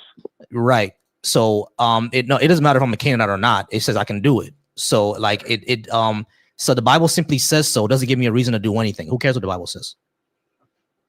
Well, 2.5 billion people care what the Bible says. Right. Now, whatever source you cite, but that's a the Bible is more trusted. Ryan, that's an argument of popularity. Well, so 50 years ago, hold on, Ryan. About 60 you're not years. letting me give you a good reason. I'm Right, trying to give you a good reason. The reason you told me is because the Bible says so. That's not a good reason. Because, and you said that Well, you that didn't let me explain 2.5, it. you said 2.5 billion people care about it. That's fine. You can care about it all you want. That doesn't give me a reason to do anything, because guess what? 70 years ago, lynching me for looking at a white woman was also agreed upon by millions of people. That's wrong because the Bible says so. What's wrong because the Bible says so? Slavery is wrong because the Bible says so. No, slavery says that. And then you'll probably, the Bible says slavery is go okay. to 3 or 4 places in Deuteronomy. No, bro, the Bible says slavery is okay. No. Yeah, it the does. Bible doesn't. Yeah, it does. The Bible tells the Jews, to the people that are sojourning with them, that will be your servants. No, it says slave. Some versions use slavery. The Lord commands his people. Okay, let's go with slavery. Yeah, it the Lord says commands his Leviticus people to 25, 44 to 46. The Lord commands his people as after the 7 male years. and for the male and female slaves who you may have, it is from the nations around you that you may acquire male and female slaves. You may acquire them from among the aliens residing with you, and from their families who are with you, who have been born in your land. They may be your property. You may keep them as possession for your children after you, for them to inherit as property. These you may treat as slaves. But for your fellow Israelites, no one shall rule over them with harshness. They're making a distinction between the foreigners and the Israelites, and the Israelites could be God slaves. told the Israelites to treat them. What do you mean? Now look up. You can't stop there. Look up how God told the Israelites to treat them. Where can I find that? Good. After 7 years. No, in Deuteronomy, Leviticus. I mean, there's a lot of different places. The 7 years things. You're talking about You're talking about the year of Jubilee. The year of Jubilee was only for the Israelites. It was not for the No. That's every 50 years. That's not every 7 years. That's every 50 years. You're talking about the year of Jubilee? No. I'm telling you, that's every 50 years. Every 7 years, God said there can be a renewal. This is why in this country, when the founding fathers. Wait, hold on. Slow down. I'm trying to give you a good reason. Hold on. You're just prattling on, right? You said one was every 50 years and the other was hold on, Ryan. You said one was every 50 years, the other one was every 7 years. What are you talking about? Are you talking about the year of Jubilee or something else? You said the year of Jubilee is every 50 years. No, that's not what I said. I'm trying to explain what it. I said the year of Jubilee is every 7 years because you said that it can free them in 7 years. I said you're talking about the year of Jubilee. The year of Jubilee only was for the Israelites. The foreigners stayed slaves. Go back to my point about the Bible, right? All right. This isn't the Bible. This is what I'm talking about. This isn't the Bible. Okay, 66 books in the Bible, my friend. Got you. All right, so there's a lot to explain. So hold on. Let's go back to the year of Jubilee. When we talk about the year of Jubilee, right? That was every 7 years, and that was only for the Israelites. That was not for the foreign slaves. That was not for the foreign slaves. God said, "Do not hurt them. Do not kill them." Where does it say that? This is what the Lord is commanding His people in Deuteronomy and Leviticus. A number. I mean, which verse? Give me a verse. Give me a verse. Give me a verse. Here, look. Okay, look. First, I want to go back to my point. No. Give me the verse. Go back to my point. Give me the verse. No. I'm going to go back to my point. No, you're going to give me the verse. So the Bible. No, you're going to give me the verse. You're going to give me the verse. Ryan, you're going to give me the verse. Give me the verse. Ryan, give me the verse. Give me the verse. The Bible. Ryan, give me the verse. Trusted book on the planet. Ryan, give me the verse. 2.5 billion. Give me the verse. People. Give me the verse. Ryan, give me the verse. Ryan, give me the verse. Small portion of people. Ryan, give me the verse. Ryan, what is the verse? The Bible. Ryan, what is the verse? Constructed the Ryan, what is the verse? Ryan, what's the verse? What is the verse? All right, you're gonna go on hold until you actually give me the verse. All right, so you heard hold music because I want you to actually give me the verse. Give me the verse. So the founding fathers. Give me the verse. No, they didn't. No, they didn't. No, they didn't. No, they didn't. No, they didn't. No, they didn't. No, they didn't. No, they didn't. You didn't want my. No, they didn't. The Treaty of Tripoli literally says the Treaty of Tripoli literally says that the United States Treaty of Tripoli literally says the Treaty of Tripoli literally says that America was not founded on the Christian religion. Article 6, as the government of the United States of America is not in any way founded on the Christian religion. So the founding fathers did not find America. I'm not backing up. I'm addressing exactly what you're saying. The founding fathers did not find America on the Christian religion. They found it on Enlightenment principles and English common law. That's what it was found on, not on Christianity. The Treaty of Tripoli says so. Give me a good reason to believe in a God. Okay, here's a reason. Now, if I give it to you and you cut me off, I got to go. You're going to die one day. You can agree on that. Everybody can agree on that. We're all going to die. Now, God says there's a hell. God says there's a heaven. God says there's one way to heaven and there's one way to hell. You believe on the Lord Jesus Christ.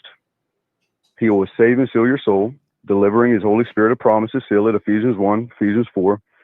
John 14:26 says he'll deliver his Holy Spirit unto you. Now, if you reject Christ after all of the time that God has given you, well, that's your free will. That's your choice. In Romans, it says you'll stand before God without an excuse. And let me tell you another reason. Jesus Christ is the most dominant figure in human history. Herman George Wells, H.G. Wells, he said, "By no means am I a believer, but to deny the existence of Christ is mere foolishness." Okay. Now you already giving me two reasons. I don't need the rest. All right. So number one, what you just said was Pascal's wager. Good reason. Hold on. Yeah. What you just said was Pascal's wager, because remember, Christianity is not the only religion that exists. So saying that we should believe, it's because the true religion. Let me finish. I didn't cut you off. Mm-hmm. So Christianity is not the only religion that exists. So to say that we should that you're going to gamble over my death with Christianity would be ridiculous, because according to other religions, you're also being sinful for being a Christian. So we can apply the same wager to your religion. Now you're saying that Christianity is the only true one. You would actually have to prove that true, and you can't. And the third thing I would say is that the third thing is to say that yes, H.G. Wells did says that we can't deny the existence of Jesus. I'm not denying the existence of Jesus. I never said that Jesus didn't exist. What I am denying is if he was divine or not, because we don't have any evidence of that being the case. You're simply saying that the Bible says so, but that's a claim. That's not evidence. The Bible saying something. No. The Bible saying something is not evidence of anything. It's just evidence of what the Bible says. The Bible can say things that are wrong. No, it can't. Yeah, it can. So here's the existence and the proof for the validity of the Bible. The Bible is the most popular selling book on the planet. To stand through the test of time with people like... That's a fallacy. No, it's not. It's the most popular book. Look at it. That's a fallacy. No, it's not. Yes, it is. Hold on, Ryan. You understand that simply saying something is popular is a fallacy, right? That's called a fallacy of popularity. Not letting me finish. Hold on, Ryan. I'm trying to save you from making a mistake.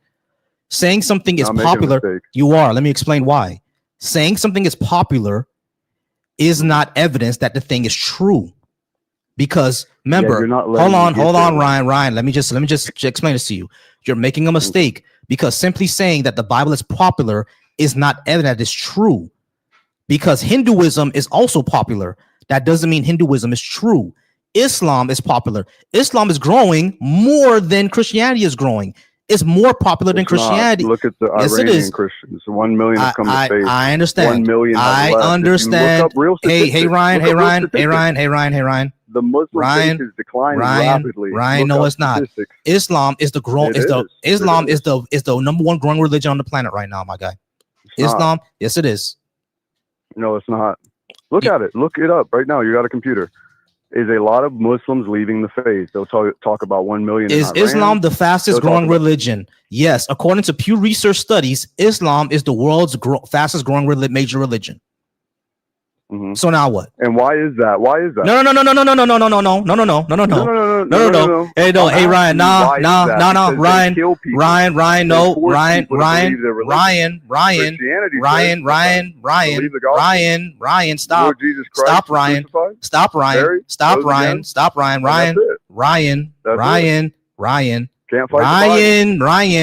My claim was that Islam is the fastest growing religion. You said that's not true. I proved you wrong in real time. It is. You can't move the goalpost now. Okay. Islam is the fastest growing religion. Period. You are wrong.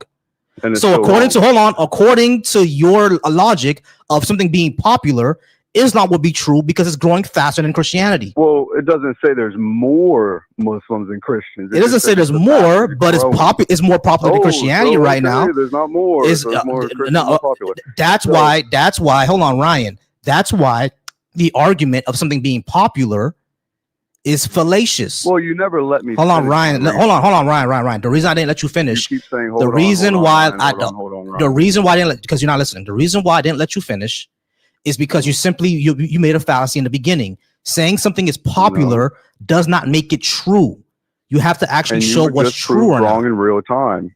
No, I just said, proved see, you the wrong. fallacy of the argument of popularity. Yes, Then you went because to you said that Islam. Christianity There's is still more popular. That Christians does than not make it Muslims. true.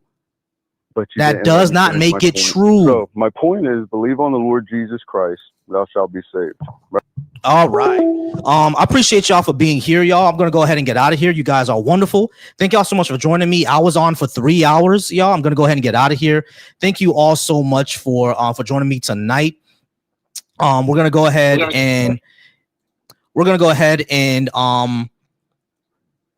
get to what I was saying. My bad, y'all. That was just a thing. We're gonna go ahead and get out of here, y'all. I appreciate y'all for being up here. Phone lines are not closed. Thank you so much. If you're watching me over on Volsy Thoughts, thank you so much for watching me there. I have one last super chat to read from Moondog. Thank you, Moondog, for the $2 super chat. I appreciate you for sending the super chat over.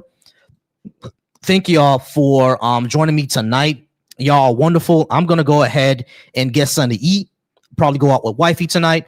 Baby, you want to go out? All right. My wife wants to go out tonight, y'all. So I'm gonna go ahead and get out of here. Love y'all so much. Thank y'all for joining me over on Twitch, over on Facebook, over on the YouTubes. Thank y'all for joining me. We're gonna get out of here. Remember always to be secure, be affectionate, be wise, be flexible, be thoughtful. Always remember to be soft. Every man should be soft. Fuck the red pill. Thank y'all so much. Peace.